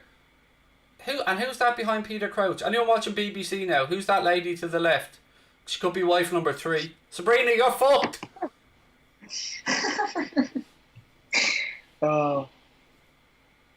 Unfortunately, I have Robbie Savage on my screen. Oh, right now, you'll see in a couple of minutes. I don't know who she is, but I tell you, when it comes on my screen, I'll mute myself so I can turn it up, and then I'll let you know what Peter Crouch is singing about. I was double crushing there because obviously I love Crouchy. I'm all in on Crouchy. I mean, if there was a man that could turn me, it's Crouchy. His sense of humour has me alone. I mean, that's a very, very interesting shout there, Craig. If there's a man that could turn me, it would be probably Alison Becker, I'd have to say. Did you ever hear Peter Crouch answer the question when someone said to him, what would you be if you weren't a professional footballer? Yes. He said he wouldn't have a wife, didn't he? He said he'd be a virgin, yeah. Which is, I just thought, I love that man. I love that man so much. Right, we're about to get underway for the second half, folks. This has been the Craig and Jack pornography section for the last 15 minutes, and we do a bit of blue for the dads, bit of blue. I was considering just texting you saying this is definitely getting demonetised. You'd be surprised what you can get away with, Jack, on YouTube. They're fairly good. Hey Craig, would you take the knee if you were Turkey's keeper? Mate, I'm not getting into the political side of all this, and it's not my place to debate it. I'm against racism. I'm against any form of discrimination. I want the world to be happy, people to be in love, people to find love, and that's it. That's my stance on everything. I want love in the world. Did you honestly ask who that woman was then? Yes. It's Maya Jama. I don't know who she is. You need to get to know who she is. Yeah. I'm a married man, Jack. Do you know what I mean? I'm a married man. Craig, very good presenter. Great. I'll take your word for it. I don't watch much live television these days, to be honest. I'm somebody that just watches Netflix, really, when I get the chance, because we're back on the way, second half. Turkey making a change? I can see the board out. Yeah, it looks like they are. See, this is the benefit of you being a little bit behind, Jack, because I missed it. Yeah, it looks like they are. I think Kengi's Under's coming on for them. Oh, another bit of attacking threat there. Another Leicester City man. Or was he on? He is at Leicester, isn't he? Or was he on loan there? He's on loan, and they've not exercised the option to buy. But he's come on for Yusuf Yaziki. the number 11 for Turkey. There you go. A bit of an easier pronunciation for us now. Do you know what's also really good to see? A women official on playing the fourth official on this game as well. Obviously, I think Sian Massey is one of I the was best. just about to say, mate. I think she has been top tier for everything she's done.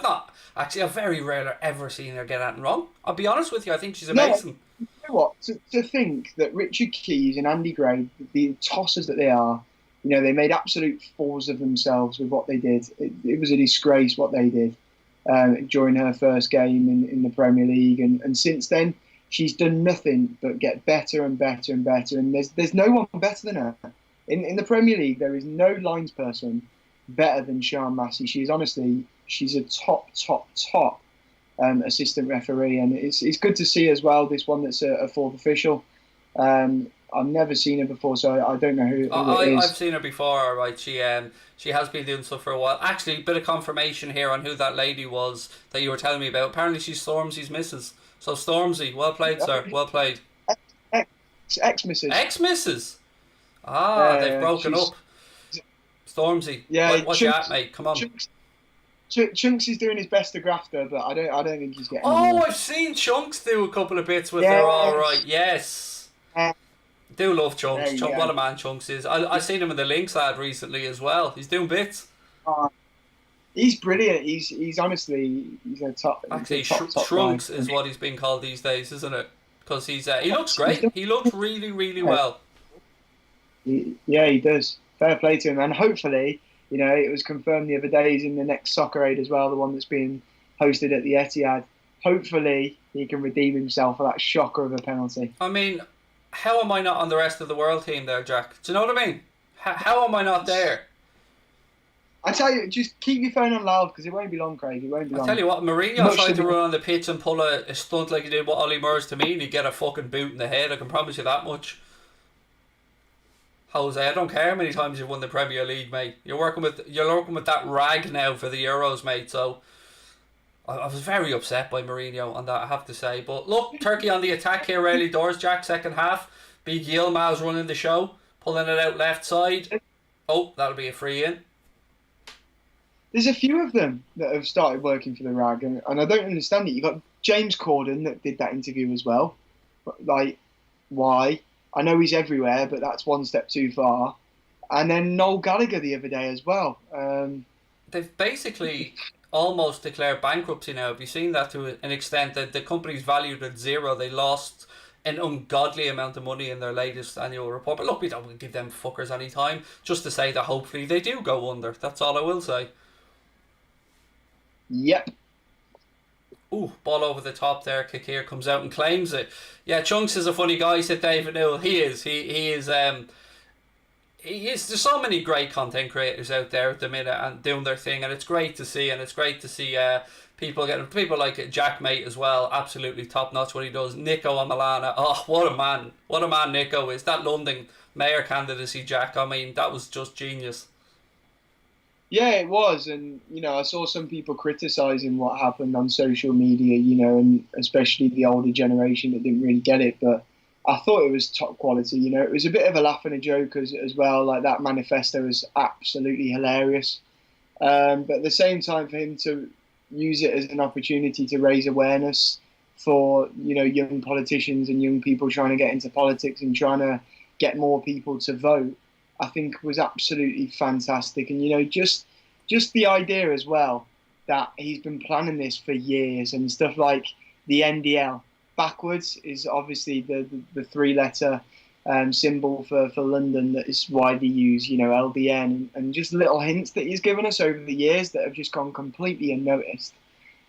He's also another good top content creator. I mean, who wouldn't vote for the 5p Fredo? My favourite one was, why not get a second London Eye and call it the London Eyes? And, of course, power off in London once a year, Lundoff. And then don't forget about Elsa coming in to freeze the River Thames as well. Good friends with Elsa from Frozen.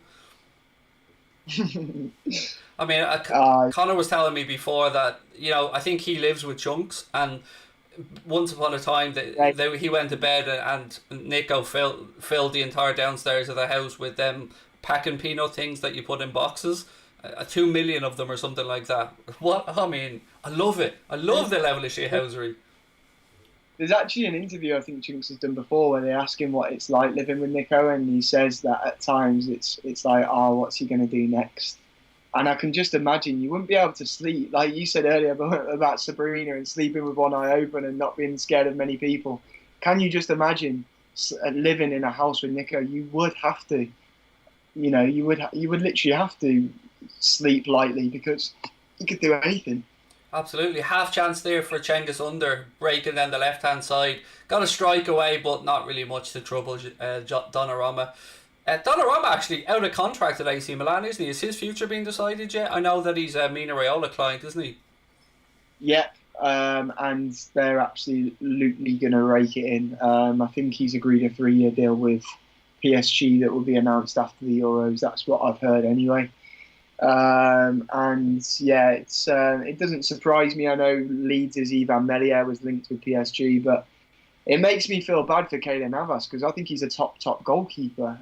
But wherever he goes, they seem to also sign another top goalkeeper when he's there. So, Donnarumma is a very, very good young goalkeeper.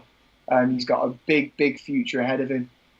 He could, with how young he was when he first came through, he could break records depending on how long he plays at the top level. But yeah, it seems like he's chosen Paris. But goal! First goal of the Euros goes to Italy. It's an own goal, unfortunately. So anyone on the first goal scorer bet, don't worry, that will still be kept alive for you. But we do have the first goal of the Euros. Italy came in down the right-hand side, pulled the ball across, nothing the Turkish defender could do about it, and it goes into his goal. And we are finally celebrating the first goal of the Euros, Jack. I know you're a bit behind, so I'll talk you through it here. Italy worked the ball into the right channel, no issues with offside. Goes around the outside, slip from the fullback, yet nothing he can do about it. And if he wasn't there, Immobile was going to tap it in anyway. But yeah, first goal of the Euros goes to Italy, and as expected, they are ahead. Yeah, and it's a shame because I was literally just about to say to you that the unders changed the way Turkey are looking a tiny bit. They're looking like they're willing to take the game to Italy a bit more. But I'm still too far behind to have seen it yet, but I can see Italy now. Long ball over the top, headed by the goalkeeper, and Italy still building play. But yeah, it doesn't surprise me that the Italians have got the first goal. The own goal, as you say, typical. I wonder when the last international tournament was where there was the first goal was an own goal. I wonder if anyone in the comments can tell us that. But yeah, it's good for the Italians, but let's see if Turkey can get back into this game. I'm just seeing the goal now over to the right hand side, across goal. Oh yeah, I think the body position of the defender there as well makes it even harder for him to get out of the way. He ends up chesting it in, and you can see he's having to keep his hands really close to his chest. But yeah, tough for the Juve centre back Demirbay. Another half chance there, forcing Kakir into another save, and it is eventually goes behind for a goal kick. There was somebody in the chat I just want to pull out and said, Owen says, Craig, the Discord group is fantastic. That is what you get as part of your membership, by the way, ladies and gentlemen. If you do want to become a member of Anfield Agenda FC, you do get access to our Discord group, which is for members only, and it is great fun on, and I'm glad that you're enjoying it, mate. It's great to have you in there.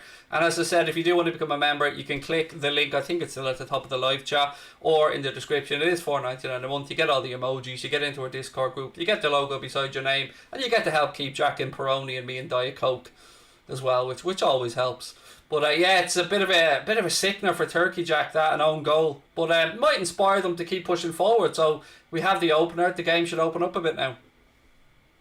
Yeah, hopefully it does. I think that's the one thing we've been missing, a goal. At times we've seen little bits of what this game could have in store, but nothing really eye-opening. And for me, that goal sums up the game. That once again, it was nice play from Italy, but they've had to get Turkey to put it in the back of the net for them. They've not really caused Turkey too many issues in front of goal themselves, bar that Chiellini header earlier on. But yeah, like you say, Turkey definitely have the firepower now to take the game more to Italy, and as it opens up, we'll see Italy playing better football too. So fingers crossed the last 40 or so less minute, 40 or less, minutes we've got left here. Maths never has been my strong point. Hopefully we have a good rest of the game in store. Sorry, just hiding somebody from the chat who's trying to break fake news, I believe, in there, which I checked Muramano's account and didn't see anything, so bye-bye for you. Right, what else have we got? Italy in defensive mode here now. Turkey again with the ball right-hand side, and I think they will increase the tempo. I think they will pour forward in numbers now, and probably the best thing that could happen for the game is that we got that goal. Italy in behind now. Out comes Kakir. He's playing. He's giving me vibes of a Liverpool keeper, Jack. I have to say, he's good in and around playing sweeper keeper roles. You said earlier on he was out heading the ball away as well. But he's got to be under more pressure because Insigne's inside the box now. He cuts back in, it takes a deflection, and it'll be a corner to I was going to say to Spain, to Italy.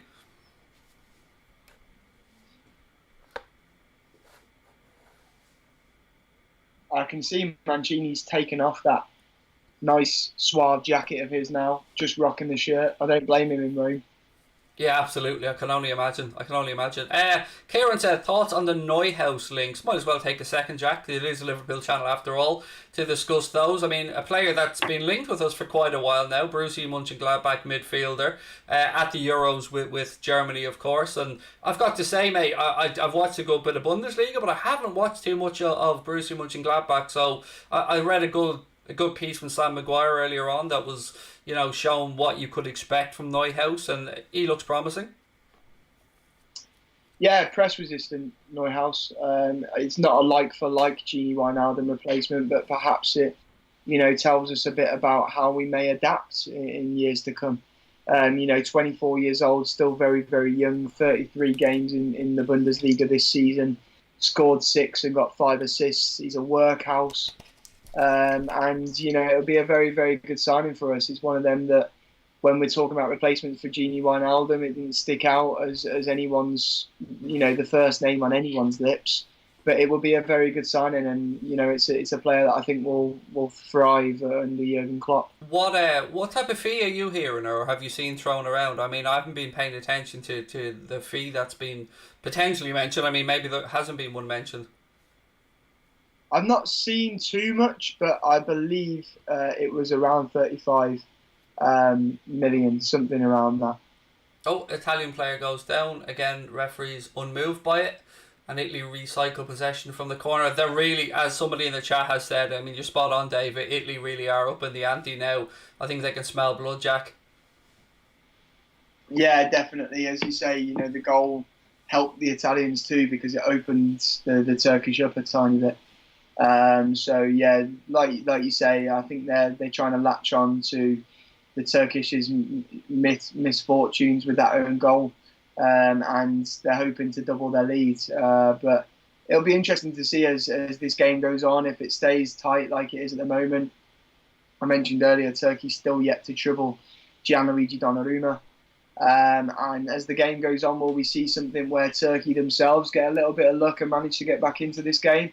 Locatelli, I think, by the way, has played really, really well for Italy tonight. I have to say, I got on the Boyle Sports special offer, by the way, earlier on. They did increase Italy's price up to even money to win this game. Maximum stake of a tenner. Anybody else in the chat, get on that. And if you haven't, make sure you do keep an eye on Boyle Sports app for lots of great offers. They've got a tenner back offer on every single England game, so if your bet doesn't come in on any single, Boyle will refund your stake up to a tenner. And they've got one-off specials for each game as well. They've got Natalie Sawyer on board. I was talking to Leon from Boyle Sports earlier on, as was Jack, so she's going to be giving a few tips, and also Stevie G fronting the campaign for Boyle Sports from an England perspective. So a lot of things to like there about Boyle Sports coverage of the Euros, Jack. Yeah, incredible, and as you said, they've got obviously the offers for every England game. I'll be taking them up myself. But yeah, just a bit on Locatelli as well. He's been the man that's really impressed me today, Craigie. I think I've seen links to the likes of Manchester City, Real Madrid, Juventus. 23-year-old midfielder from Sassuolo. My pronunciation of that was absolutely dreadful. But yeah, it's one that I wouldn't mind Liverpool looking at because I've been impressed with him today. I really have, like I tell him. Someone said, 23. Craig, how much would it take for you to fight Mayweather? I mean, I'd happily do it for what Logan Paul got. To be fair, I'd do it for a lot. I mean, it would be like Homer Simpson fighting Dredrick Tatum in The Simpsons. Let me put it that way. I'd be standing there as Floyd punches the head off me continuously, but a couple of mil would do the job. I mean, I wouldn't be looking for Logan Paul money. I believe he got a guaranteed purse of $14 million, Jack, before the pay-per-view money was taken into account, and Mayweather guaranteed 70 for that fight. So, yeah, lots of money thrown around there. Yeah, Mayweather knew exactly what he was doing. Like he said, he's the best person at doing legal bank robberies, isn't he? For him, it was a no-brainer. He's called Floyd Money Mayweather for a reason, and I feel like the longer he kept Logan on his feet, the more the world would have been talking afterwards. So he's helped himself afterwards too, and I'm sure there'll be many more YouTubers now that want exhibition fights with Mayweather and even more money for him to earn. So, yeah, very, very good business decision from Mayweather. People who love boxing won't like it. I'm a fan of boxing. I don't particularly like the thought of it. I didn't pay to watch it, but yeah, it's I can see you in a ring with Floyd. The problem would come when I headbutt him about 10 seconds inside the opening bell, mate, when I just walk straight up and stitch a loaf and get disqualified. But I did buy the fight, actually, I have to say, and I felt at €20, I think it was £16.99 in England, I actually felt like I got value. I mean, there was a few decent things on the undercard, and I mean, I give credit to Logan for lasting the 8 rounds and doing what he did. So, I mean, look, I get both views of that, but I think anything that brings eyes to the sport, and here's the genius behind this, and let me say, I don't like Jake Paul very much. Logan seems a much more likeable guy, but if Jake Paul's serious about becoming a boxer, what you always see with boxers is that they get no money for their early fights. They fight fighters with losing records, and they build themselves up. They go 4 rounds, 6 rounds, 8 rounds, 10 rounds.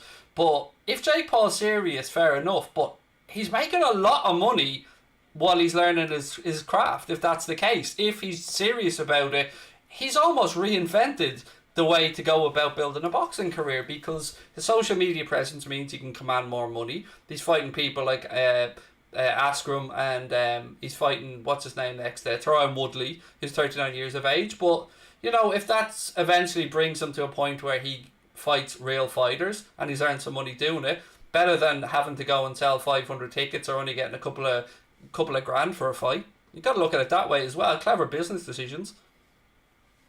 Yeah, he's definitely picking his fights wisely, Jake Paul. He had that offer from Tommy Fury, which is certainly a moneymaker because of, certainly the female fans that Tommy Fury has brought to boxing via, his stint on Love Island, and him versus Jake Paul would have made a lot of money. But obviously he's avoiding it for now whilst getting experience, because obviously Tommy Fury is a professional boxer. Can I go as far as to say I think Jake Paul beats Tommy Fury if they fight tomorrow? I don't think he does. I really don't. Tommy Fury has fought a lot of bums in his career and no one really serious yet. But Jake Paul, in my opinion, picks his fights because he knows he can beat them. You're looking at the last fight with Ben Askren. He was never known for his striking ability in UFC, and I have to say it was embarrassing from him. You listen to interviews with Anderson Gibb, and he says he went into that fight and just got it completely wrong. It wasn't necessarily just how good Jake Paul was. It was more the fact that Anderson Gibb prepared in the wrong way, to the point where he was told to stay low and he stayed far too low, and obviously ended up eating the canvas. But yeah, I think Jake Paul's not stupid. He's picking his fights cleverly. He's making sure that he makes a lot of money and also learns stuff in the boxing world before he fights anyone serious. And it's interesting whether the Jake Paul KSI fight will end up happening or not now, because I think Jake Paul has outgrown fights like that. Yeah, I mean, I have to say, when I seen him calling out Conor McGregor and bringing McGregor's misses into it, I thought, mate, McGregor will destroy you if he gets into a ring with you. I can guarantee you that. I know, like, fighting Mayweather for McGregor was one thing, but It's not in a ring I'd be worried about if I was him, taunting McGregor. I'd be worrying about a truck full of lads showing up at me gaff and going through the front door. That's more what I'd be concerned about, to be honest. But, 2-0, Jack. It's 2-0. It looks like it's going to stand. The Turkish players are appealing. It's Immobile, excuse me, who's tapped it in after a parry from Kikir, and I think Kikir probably could have done a bit better, to be honest. But it does look like Italy have doubled their lead, and it does look like that my tenner is safe. That my tenner on there with Boyle Sports for Italy to win. I'll be getting my tenner back and I'd had a profit. You love to see it. Yeah, an important goal for Italy. That, as I say, I'm slightly behind you. I've not seen it yet. Turkey have just made a double change on mine, and they've taken off OK Yakuslu, which is an interesting decision from them because I believe that he's been Turkey's best player. I thought his move to West Brom was an interesting one and completely changed West Brom's fortunes when he signed for them in January. But yeah, they've taken him off now, and Italy have scored, and you'd assume that now it's 2-0. I think that's beyond the reach of Turkey to come back from this one. They've not troubled Donnarumma at all. And I think my bet of Turkey to win the whole thing at 66-1 ain't going to happen. Yeah, it looks like it has stood indeed. We're back on the way. So 2-0 Italy, and as expected, they were predicted to be favourites to go on and win this one. I don't know what Connor's doing there. He's your size has changed. He's trying to crop you back in or something. I don't know what he's doing, but he's working on it, folks. Don't worry. We're aware that Jack's image is a little bit small there at the minute, but Connor's working on it in the background. But we can still hear you, Jack. Yeah, I've just seen the goal. Immobile, deadly from that range, isn't he? Really, really good striker, Immobile. Like you say about Kikir, maybe he could have done better. He's parried it straight to Immobile, hasn't he? But Italy really are a threat in this tournament. Turkey have caused their own issues at the back, but Italy do look strong. They've never looked like conceding throughout the 66 minutes on the clock so far, and Italy have got 2 goals out of nothing chances, really. Somebody asked me in the chat, would I take a right hook off Mike Tyson for £1 million? No, because I wouldn't be able to understand what £1 million was by the time I came around from the right hook. So, yeah, absolutely not, mate. I mean, God almighty, that man still strikes fear into me at this day. I mean, I remember Joe Rogan saying once that he was sitting beside Mike Tyson at an event, and he was turning around and looked to the side and said, "You're basically sitting beside a lion." Like, that man, if he so wanted to, could end your life at any minute. Like, he's still a scary dude at this, even at the ripe old age of 50-something. Yeah, there's no chance. 10 million maybe, but definitely not for $1 million. Yeah, not a hope, mate. Do you know what I mean? Not a hope. Sure. What's £1 million to me? A week's wages? I mean, I don't know, Jack. I mean, he says as he's still scrambling to pay. I upgraded the car recently. Actually, we had a 10-year-old Renault Megane, and we're going flashy, Jack. We now drive a 4-year-old Renault Megane estate. So. You know what I mean? Balling isn't the word. I mean, Jack, mate, you can keep your Yaris, mate. I know he's upgraded to a Range Rover, by the way, but you can keep your Yaris, fella. We've got a 2017 Megane in our house. My car's actually an '06 Hyundai Getz, which I love. Is my little noddy car. If you don't know what Hyundai Getz is, search it. It literally is a noddy car, but it gets me from A to Z. My dad bought a Daewoo Lanos when they came out years and years and years ago. It was such a piece of shit that every time I got out driving it and I touched it, I got an electric shock every single time. Like, I get a lot of shit off my mates for my car, but it's as I say, it's my little noddy mobile. It's got a really good engine for a car from '06, and I've had a lot of problems with it, but as I say, it gets you from A to Z a car, doesn't it? And I find with a car as well, you get so attached to them. Like, I take the mick out of my car all the time. Just to stop you for 1 sec, I've had 54 cars in my life, so I don't get attached to them. Jesus Christ, I've had one, and I'm going to be gutted when I lose that car. I'm going to send you a couple of pictures now. Actually, Connor sent me a picture of the little Volkswagen driving on at the start, and he said Lorenzo Insigne's car.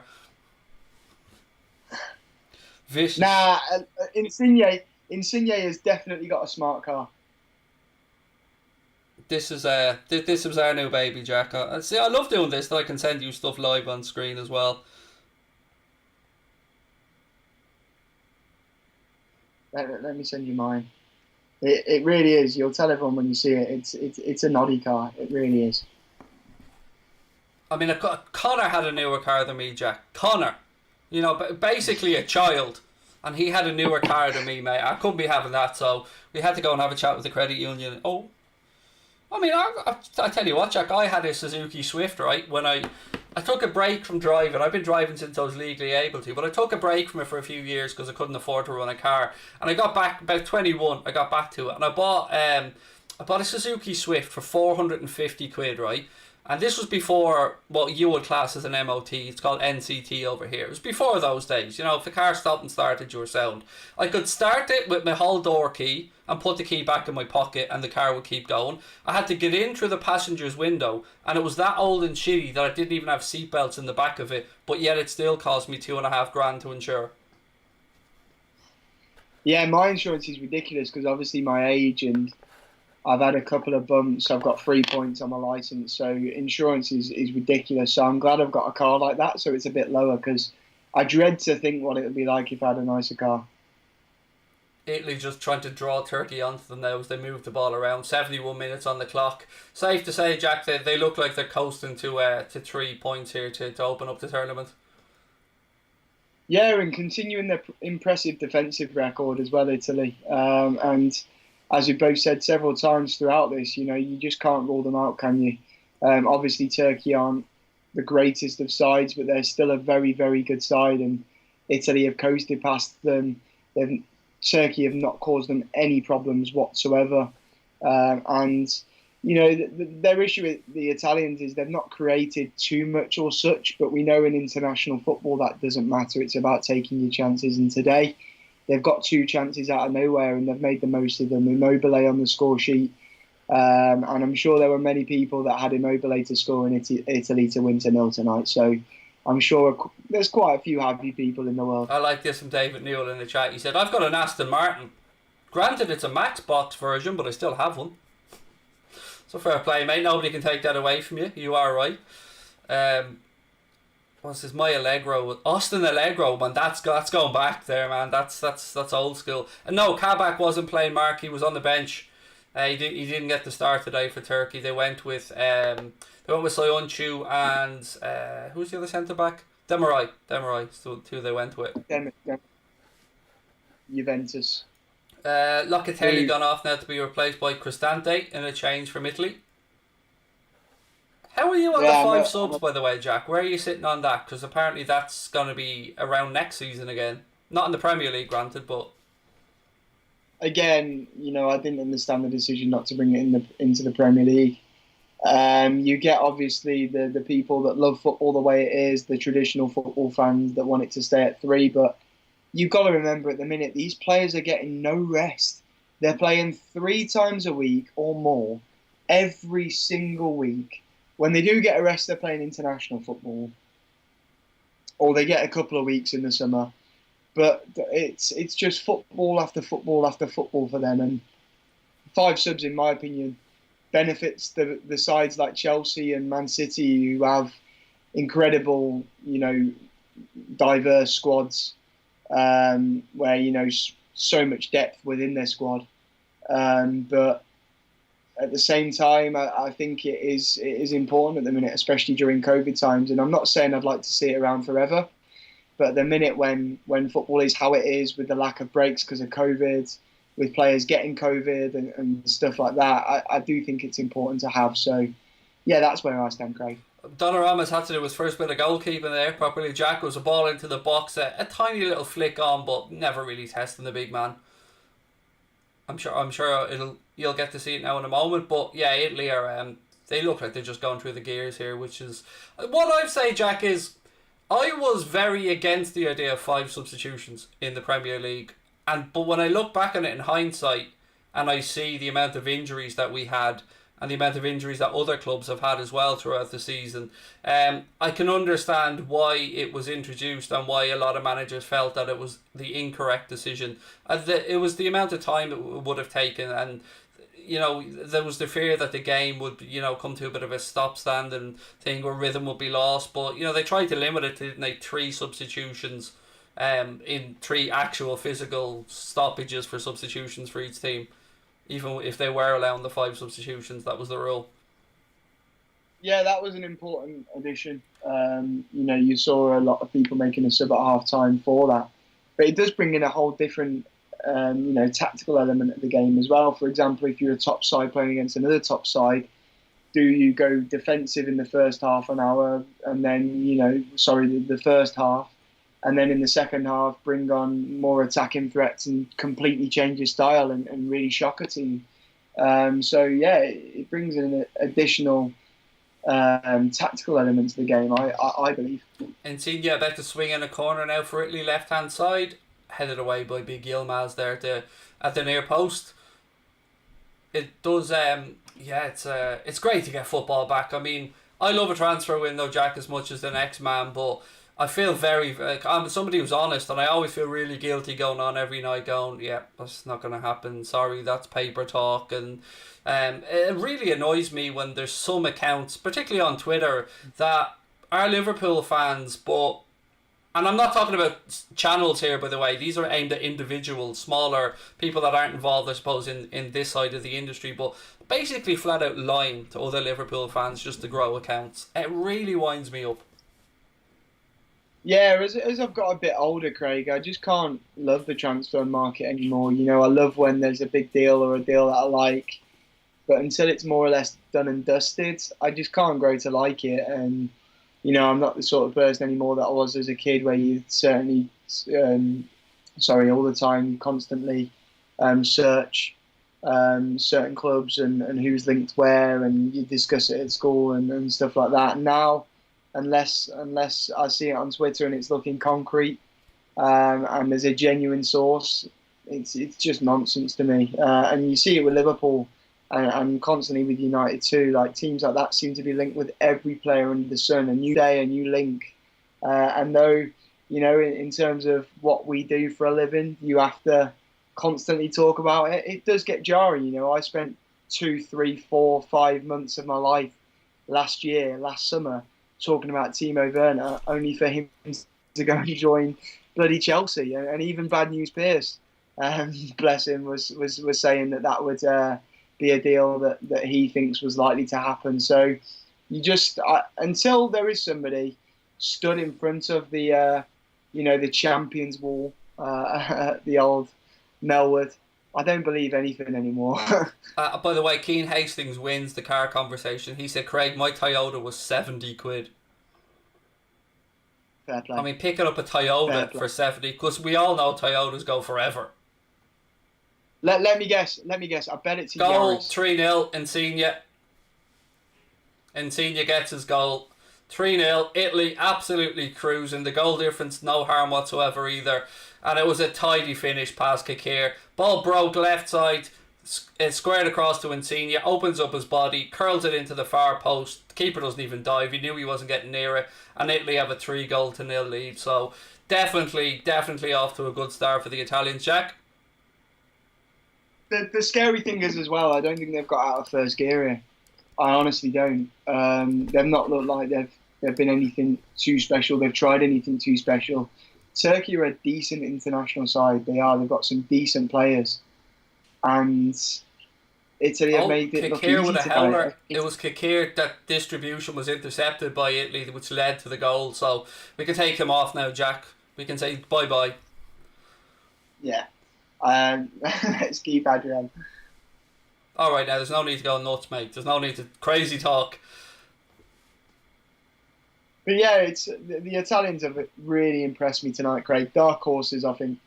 You were spot on. It was a Toyota Yaris, by the way.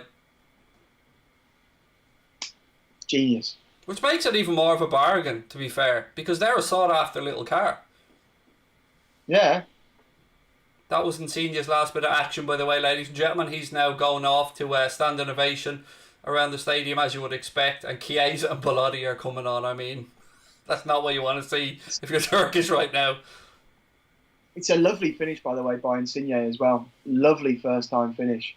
right into that bottom corner. And Kikir, who, as you say, made the mistake in the build-up, just has to stand and watch, because Insigne really picked his spot there. Really, really good finish from him. And there's been a lot of rumours in recent years about Insigne potentially leaving Napoli. I think he's 29 now. He doesn't look a day past 10 with his height. But well, yeah, he's. look, I'll give you some inside information here. They did want to meet up with Insigne at Blackpool, like they did with Virgil van Dijk, but he wasn't tall enough to ride the roller coaster, so they had to knock it in the head. To be fair, there was loads of rumours, I remember, at one point about Liverpool going for Insigne, but there's also stuff about him being a boyhood Napoli fan and wanting to stay there too. So I don't know if every now and again he just uses transfer links to get him a better contract or what. But he's a tidy player. I've always rated Insigne, and that is a top quality finish. It really is. Very cultured finish, wasn't it? Like proper, no point in even diving. It's the finish of a top player. That it really is. And as you say, his last action of the game. And Italy they've been fantastic tonight, Craig. And as I say, the scary thing is they've not come out of first gear, and they've hardly conceded an opportunity that Turkey have created, and they've created chance after chance, and they've not created too many saves for Kikir, but every opportunity that they've had, they've put away nicely, and that is another example there from Insigne of a tidy finish. Someone just said, Craig, what's your car in the chat? It's a 2017 Renault Megane GT Estate, mate, and we got it a few months ago. I've driven it twice. I don't leave the house. It's my wife's car, really, to be honest. Right, what have we got? A couple of nice comments in the chat. We'll start off with John Fitzgerald. Said, great show, guys. Keep up the great work. Really appreciate it, dude. Thank you so much. Sean Colclough said, Craig and Jack are legends. We'll take that as well, Jack. Yeah, I'll take that. And I see our friend Lee Chappie's dropped in as well. Tough gig tonight, Craig. YouTube seeing every fucker is streaming, and they are. I mean, we've been looking at the numbers, mate, and I would end a live stream if I had those numbers normally. But it is what it is, and it's a bit of fun, and it's the opening game, and everything gives us a chance to have a chat with people and watch football. Any excuse.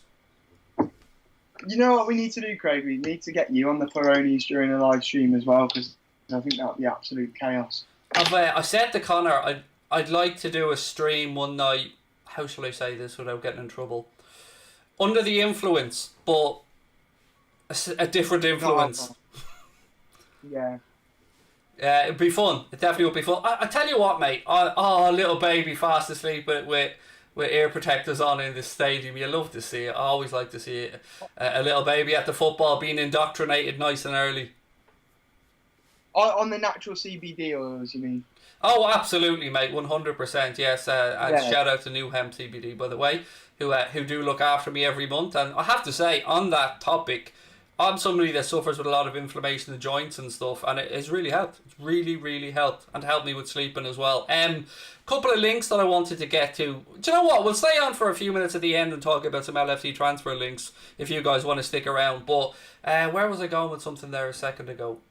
I was going down some road there and I can't remember where it was. Oh yeah, I reckon 2-3 bottles of Peroni, Jack, and I'd be anyone's at this rate. I haven't drank in so long. Jesus. Yeah, I think I'm on my 5th one here.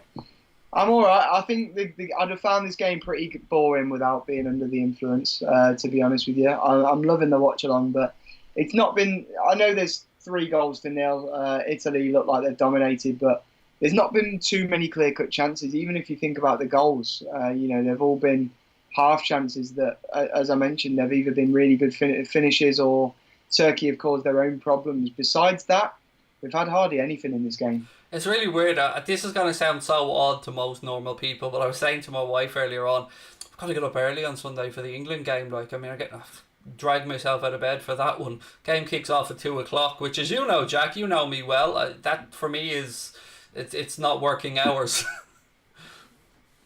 2 o'clock to Craig is 5 a.m. to normal people. It's your sleeping pattern is a mess. I thought mine was bad, and then I met you. But yeah, it's going to be a good day Sunday for us English people. Regardless of the result, we've got 27-degree weather here in England. Wow. So I'm sure the pubs are going to be very, very very busy on Sunday. We're going to break the internet on Sunday as well. Myself and Goldbridge doing the Netherlands Ukraine game. I tell you what, I'm really pumped for this because I think that's Saturday. That's tomorrow. Oh, sorry. No. I'm doing Denmark tomorrow. I'm doing Sunday. Is it tomorrow? No, Sunday. It's the Netherlands game. I'm sure it's Sunday. Sunday at 8, I think. But then again, I've got a head like a fucking sieve, so I'll have to look at my calendar and make it out. But either way, it's gonna be amazing. Oh yeah, you're right. I'm wrong. Yeah. It really is something that I've wanted to see how it would work for ages, and if our little Euros preview and That's Football was happening to go by yesterday, it's got to be me and Goldbridge basically bullying each other for 90 minutes. Yep, it's going to be a good show, mate. It'll be good. Like I say, remember the B-Tech Jack Gill comment. Oh, definitely, mate. That'll be the first thing out of my mouth. And he'll agree, obviously. He knows what's up, mate. He knows the score. He has no idea who I am. Somebody said you don't need cars in Europe. Well, we're in Europe, mate, over here, and I tell you, the public transport is shocking. You really need cars in Europe. The one place in England where you don't need a car is London, but I'd never live in London, ever.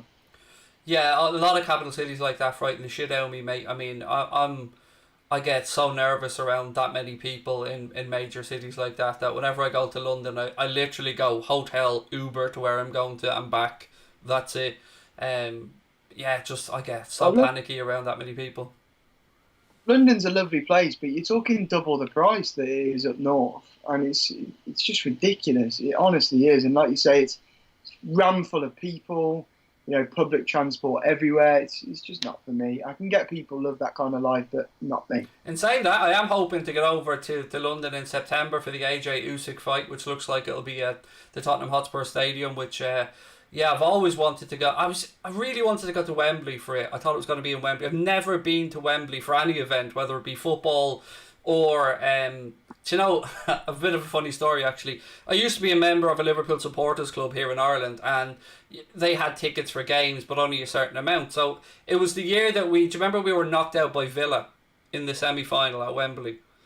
Yeah, I was there. I had the option of taking a ticket for the semi-final or taking one for the final, and I was confident we were going to get past Villa, so I gave up my ticket for the semi-final, and then we got beaten by Villa, and I never got to go to Wembley, and it's bugged me ever since. You never do that. I remember because unfortunately, one of my brothers, he's the weirdo in the family that there's one in every family that just supports a random club. He supports Aston Villa, and I remember I was about 14, 15 at the time, and me and my dad off to Wembley, bullying him before we go. It looked set in stone. We were obviously going to beat them, and then just what happened that day. We were dreadful, and then that Dejan Lovren's strike fired over my head in the latter stage. I think that strike. Can you remember that? That summed up the game. That ridiculous. We were awful that day. Yeah, we were poor. We were absolutely dire. We let Fabian Delph run the show. We really did. It was dreadful from us. Great to see the Italian fans in there, by the way, now all happy and singing and waving their scarves around. And God, I miss fans inside stadiums. Is that the first yellow of the game for Soyuncu? I think you're right, mate. Yeah, I mean, second's coming out now, by the way. Just as you speak, the referee's gone to his pocket for a second one. For another Turkish player, I'm not sure who picked up this one. I'll tell you now, 1 second. Turkey. Oh, I'm not a hope I'm trying to pronounce that name. Turkey are growing frustrated now. You can tell that, can't you?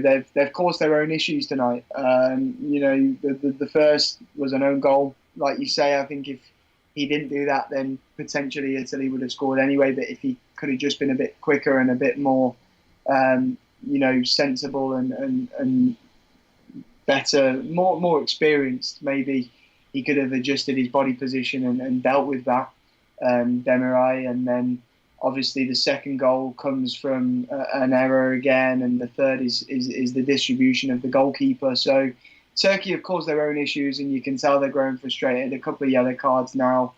And it's disappointing because a lot of people had Turkey down as underdogs to go quite far in this competition, but they've been woeful tonight, haven't they, Craig? They've not created anything to cause Donnarumma any problems. And defensively, they've created their own problems. Yeah, 3 minutes of additional time added on with the officials. They've looked game. They've looked up for it energy wise and that, but they just haven't had the same class or pedigree that the Italians have. There is a bit of a gulf here, to be fair. I feel like that with a lot of nationalities in this competition. You know, you've got the best of the rest, where you talk about your Italys, your Germanys, your France, your Portugals. Then you have a lot of very, very poor national sides. Your Ireland, and then you have no, they've not even made these. But yeah, you've got, and then you've obviously got like the couple of average international sides, which I think at the minute like are England and Spain.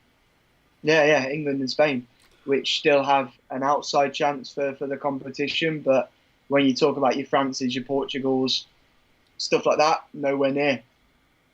Italy still pushing here, still looking for another one. It is mad this year though, first time ever that there will be a round of 16 in the Euros. It is it's I don't nuts. I don't get why they've done it. TV rights, 8 groups. obviously, television rights, mate, revenue. 8 groups, it makes sense to just go straight to the last 8, but more games, more money. Absolutely, you're right. I don't like the Champions League format either, by the way, but that's a whole another argument. 4 third-place teams to go through. I just think, what is the point? Part of me hopes that a team that finishes third in the group goes on to win it, purely for the fact that they don't do this shit again. Oh, Big Yilmaz. He thought he was going to open his account there. Last ditch tackle from Chiellini, who we spoke about at the start. Still doing his thing at 36, 37 years of age, and he denied what was a very, very good opportunity there for Yilmaz to open his account. And it's a corner now to Turkey as we head into the last minute of additional time, and it's headed over the bar. So looks like Turkey will be having a stalemate on this one on the goals front and on the points front, Jack. Yeah, and to think this is Italy's hardest group game, really. They've made easy work of it, haven't they? And I expect Turkey to get points in this. I still expect Turkey to put themselves into the last 16, but they need to be careful with the goal difference, though. Yeah, they do.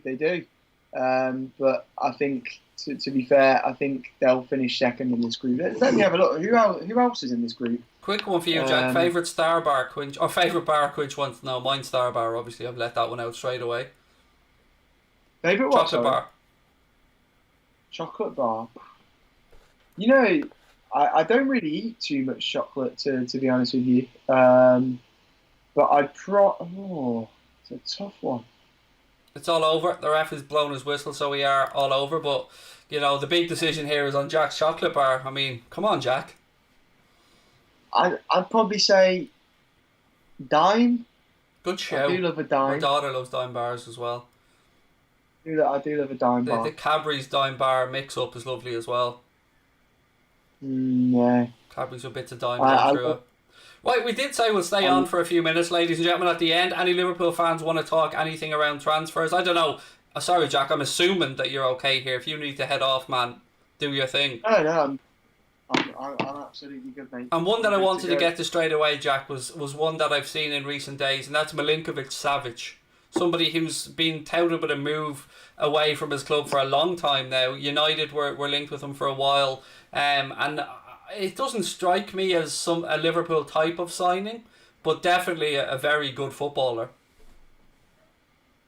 Yeah, for me, I don't think it's going to happen. Obviously, part Serbian, born in Spain, 26 years old. We know the type of style of player he is in that midfield role. It doesn't strike me, like you say, as a Liverpool signing. I don't believe the rumours at all, but it's not the first time we've heard something like this linking Milinkovic-Savic to Liverpool. I can't see it being done. It's going to cost us a fortune. I believe when United were interested, I think they were quoted at 80 or so million for him. And I can't see it happening, but it doesn't seem to go away. It seems to be every single transfer window we were linked with him. But 32 matches in La Liga this season, I believe, 8 goals, 9 assists. Top player. But I can't see it happening. A couple of bits and pieces I wanted to ask you about with regards to the prices of potential outgoing players, because these we know Michael Edwards does really good business when we do move on players, but it is still a post-COVID football world. So Shaqiri, what do you think the genuine market value would be for somebody like Shaqiri? I would guess maybe 12, but I'm seeing lower numbers. Well, we bought him for 12, so you'd like to think with how clever Michael Edwards is, some way we'll either make our money back or gain a profit for him. Shaqiri, I think there'll be sides that are willing to pay 15 million for him. I really do. I think he's a top player. He's just not good enough for a side like us, in my opinion. He's good enough for rotation, and you see a top player every now and again, but it's not consistent from Xherdan Shaqiri. Stats in the game there, me, by the way, Jack. Attempts on goal, 24 for Italy, 3 for Turkey. On target, 8 for Italy, 0 for Turkey. Just backing up what you were saying earlier on. Yeah, ridiculous, and as I said, the worst part of tonight is this Italy side didn't get out of gear one. The whole way through, they dominated the game, they dominated possession, they didn't look like conceding at any point, but they didn't get out of gear one, and they've still come away beating probably the second best side in their group by 3-0. And obviously Wales and Switzerland will be nervous watching this tonight. Speaking of Wales, that leads me into Harry Wilson. What would you think would be a reasonable fee if Harry Wilson has moved on this summer? You heard my opinion on Harry Wilson the other day. I think our issue last summer was we should have sold him, but we tried to get too much money. For me, again, probably around the 12 to 15 million mark. I would say, I think you're probably spot on with that one. And I would say maybe around the same for Divock if he was to move on. Although I think the club, from what I've read, 20 seems to be closer to the number that Liverpool want to do business at. I'd have said 20 myself. Divock Origi is quite lazy, but he's a goal scorer. And his lazy style of play will suit certain of the sides, and if he joins a Premier League side and plays regularly, he's certainly a player that is capable of scoring 15 goals plus a season, in my opinion, in the right style. So, yeah, I'd definitely hold out for 20 million. 20 million probably off a Premier League club, but I'd settle for maybe a couple of million less with add-ons if it's to join a team from abroad. But by the way, I have to mention, obviously that Divock Origi degree that he's brought into Liverpool uni. He's bringing in whatchamacallit them again. Yeah, forgotten what you call them. Yeah, I know. I always forget as well because it's not a big thing over here in Ireland with regards to it. Scholarship. Scholarship, that's the one. Yeah. So he's brought in that scholarship, and for me, that's the most clear sign yet that he's off, because his statement with that, he wanted to give back to the city that's given so much to him. It's like his goodbye, and I was speaking to my mates about it and saying that people from opposition clubs won't understand our relationship with Divock Origi. We know he's not good enough for this football club, but he's got his cult hero status because of so much he's done for this football club. We've had nights like Everton. He was the man that scored that goal. Obviously, Barcelona, corner taken quickly. We'll never forget that as Liverpool fans. He got the first in that game as well. He got us underway. Important goal against Newcastle in the league as well. Yeah. And then, of course, the Champions League final. And, this season he's got a lot of stick. We've outgrown him 100%. But stuff like that shows why he'll go down as a cult hero, because, he's leaving the club. I think that's obvious. Everyone knows it's the right time for Divock Origi to leave. But this is like his goodbye, and this is like his final memory for us Liverpool supporters. And we'll always look back on Divock Origi's tenure, despite him being a rotation player for us. We'll always look back fondly on it, because he's given us some top moments. He really has. A comment here from Hey It's Melissa said, has there been any updates on Tielemans? Other than his future, whatever it might entail, will be sorted out after the Euros. I would suggest if the stuff from Neuhaus is real, Jack, I don't think we're going to follow up with any more on Tielemans if the Neuhaus stuff is legit. I mean, I think it'll be one player in that central position. Tielemans is just after he's after a bit more money. How I describe it is, if you're in a relationship and you go on a lad's holiday, and you're not going to do anything, because you're not like that, but it makes the missus a bit nervous because you're going away with the lads. Who knows? You're going to Ibiza. What could happen? That's what Tielemans is doing. His contract's drawing down to the final stages. Leicester know his importance. He's after a bit more cash. It's an international tournament. He's in the eye of Europe. There's going to be lots of top clubs with their eye on him already. And he's just flirting to get a bit more money out of Leicester. That's all he's doing. I can't see Tielemans happening. It would be a top signing for us. But yeah, there's my little analogy of the day, Craig. Are you saying to me that when you go out and about, your missus doesn't make you wear a GoPro? I mean, Sabrina told me that all lads did. I think I've been done over here, Jack, by my missus. Well, I saw a club around where I live. I won't say where it is, but it's a brand. There's a few of them, but it's around where I live back home, and they've introduced this thing for when the club's open again. You can pay, I think it's like £10 for this GoPro that you wear throughout the evening, that you can then keep after the night out as like your memory. And I said to my mates, imagine you go to break the seal. You break the seal at the start of the night. All that GoPro is going to show is just you with your wong out for the rest of the night, isn't it? Going backwards and forwards to the urinals. So it's a bizarre idea. And rowing in the chipper afterwards. Although you'd probably have the phone. You'd have the GoPro back at that point, wouldn't you? Anything on the Ghanaian youngster Fatawu, Quinch wants to know. Other than that journalist or gentleman that broke the story, I had seen something to say that Liverpool are interested in him and that the idea would be to buy him for, I think it was 1.5 million maybe, or whatever. Actually, I'm probably wrong on the fee, but to loan him straight out to Sporting Lisbon. That's the only thing I've seen, and I don't know if it's true or not. Yeah, I've seen Sporting Lisbon and Bayer Leverkusen want him on loan. He looks like a top talent from what I've watched. Obviously, I used to do stuff for the Academy channel. So I checked him out when we were first linked. Looks like a top young talent. Definitely one for the future. But we'll have to wait and see if that happens or not. Philip Hunt said, Rio Ferdinand Bittley said, this Italy performance will make people sit and stand up. What an idiot, lol. Look, I mean, the man still hasn't taken me up on my $5,000 offer, so, Rio. Do you know what I mean, mate? It's only $5,000. What's $5,000 to you, Rio? I know you've probably got a warehouse full of those 5 clothing range or whatever that nonsense is that you're up Mike Ashley's backside over, but come on, Rio, man, what's $5,000 to you? It'll help out a charity. I mean, take me up on it, Rio. So confident about United doing well next season. I think, I wouldn't be surprised if perhaps I hear a little something after they sign Sancho when he's a bit more confident. I see him sitting there now and all I'm seeing is a man that's scared of me. That's all I'm seeing, Jack.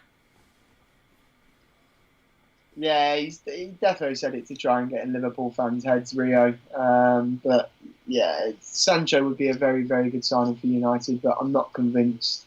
I'm really not convinced by Sancho. I think he's a top player, but I certainly think 95 million euros for him is way, way too much. You're paying for his future and the potential future that he could have, not for the player that he is now, in my opinion. One last thing before we finish up, and this was something that confused me earlier on, and I know it confused Steve and Connor as well. Liverpool putting out a post with Ozan Kabak in a Liverpool shirt, wishing him well tonight. Are you as confused by that as me, Jack? Because from my understanding, we're not taking up that option, or it's gone, the option. I think it was up until the start of June, the 18 million. I was a bit confused by it. Yeah, I think they're after interactions, after a few quid to put in towards transfers, to be honest with you, Craig. Because, yeah, it was a bit baffling. I don't like our treatment of Ozan Kabak whatsoever, because I don't think he put a foot wrong in a Liverpool shirt. He grew, he got better as a player. He's still very young, and that option to buy is very, very low. There's rumours constantly of maybe Reece Williams going out on loan, Nat Phillips being sold, yardy. And for me, bringing in Ozan Kabak as a fourth choice centre back, we could have done a lot worse. So yeah, I really don't get it. But fair enough. Maybe the club feel bad for what we did, and still technically he's still a Liverpool player. His loan's not expired yet, has it? I don't think it expires till the 1st of July. Yeah, usually with those things they put them to the end of June, and I think everyone learned a lesson as well with after what happened last season when a lot of contracts were running out and a few players wouldn't extend them, obviously, and the likes of Lallana, in fairness, did for us. Yeah, definitely an interesting one. What else have we got? Harvey Elliott. Before we finish up, what would you like to see done with him this season? Should he have another loan, or is he ready to step in and get some game time and really push for a starting place? Well, if we sell Shaq and Origi, we need two forward players, in my opinion, and Wilson and stuff like that. We need two attacking players. However, that can be filled with one signing and Harvey Elliott. But I am in the stance of Harvey Elliott will be an incredible player in the future. He's already a very good player right now. And for me to make sure that he's a Liverpool player in the future, and that that he's building and getting better as he should, improving week in, week out, he needs consistent football at the level he's at. Now, the level he's at, he's proved this season, is top Championship, low Premier League level at the moment. He's not good enough to start for Liverpool week in, week out. In a couple of years, he will be, as long as he's playing at that level. So for me, a loan move to one of the relegated clubs from last season, or to a side in the bottom half of the Premier League where he's going to play week in, week out. Maybe Norwich. Maybe somebody losing Buendia, so maybe somebody like Norwich. Something like that, I think would be absolutely perfect for Harvey Elliott. And then the season after, he can come back, play a squad role in this Liverpool side, and fight for a first team spot in a few years when we look to rebuild, having sold, a few aging players. That's where I think we're at. But I am a huge fan of Harvey Elliott. He's got a bit of everything, and he looks like he's going to be a top player. But he's outgrown under 23s football, and I don't think we should be leaving him on our bench, which I think would be in danger of doing if he stays with Liverpool next year. So I think this is where we utilise the loan market and use it in our favour. Vernon, what a comment. If my son asks, does Uncle Craig ever sleep? You keep watching him. I don't sleep much, to be honest with you, and when I do, it's usually when most people are up. I'm fairly vampire-esque in my I don't like daylight too much, so yeah, I don't sleep too much. Look, ladies and gentlemen, we're going to bring it to a close, but keep an eye out on Anfield Agenda tomorrow, because the England preview that myself, Jack and Leon filmed will be going out. I will be over on That's Football tomorrow with, I think, Joe doing a watch along of the Denmark game. So keep an eye out for that one as well. But until then, thank you to Jack. It's been an absolute pleasure, mate. And I think Italy need to thank you for getting on the Peroni. I think it's a good luck charm. There you go. And to you guys for watching, as always, really appreciate it. Have yourselves a cracking weekend. Enjoy the good weather. Lots of love. We'll talk to you soon. Take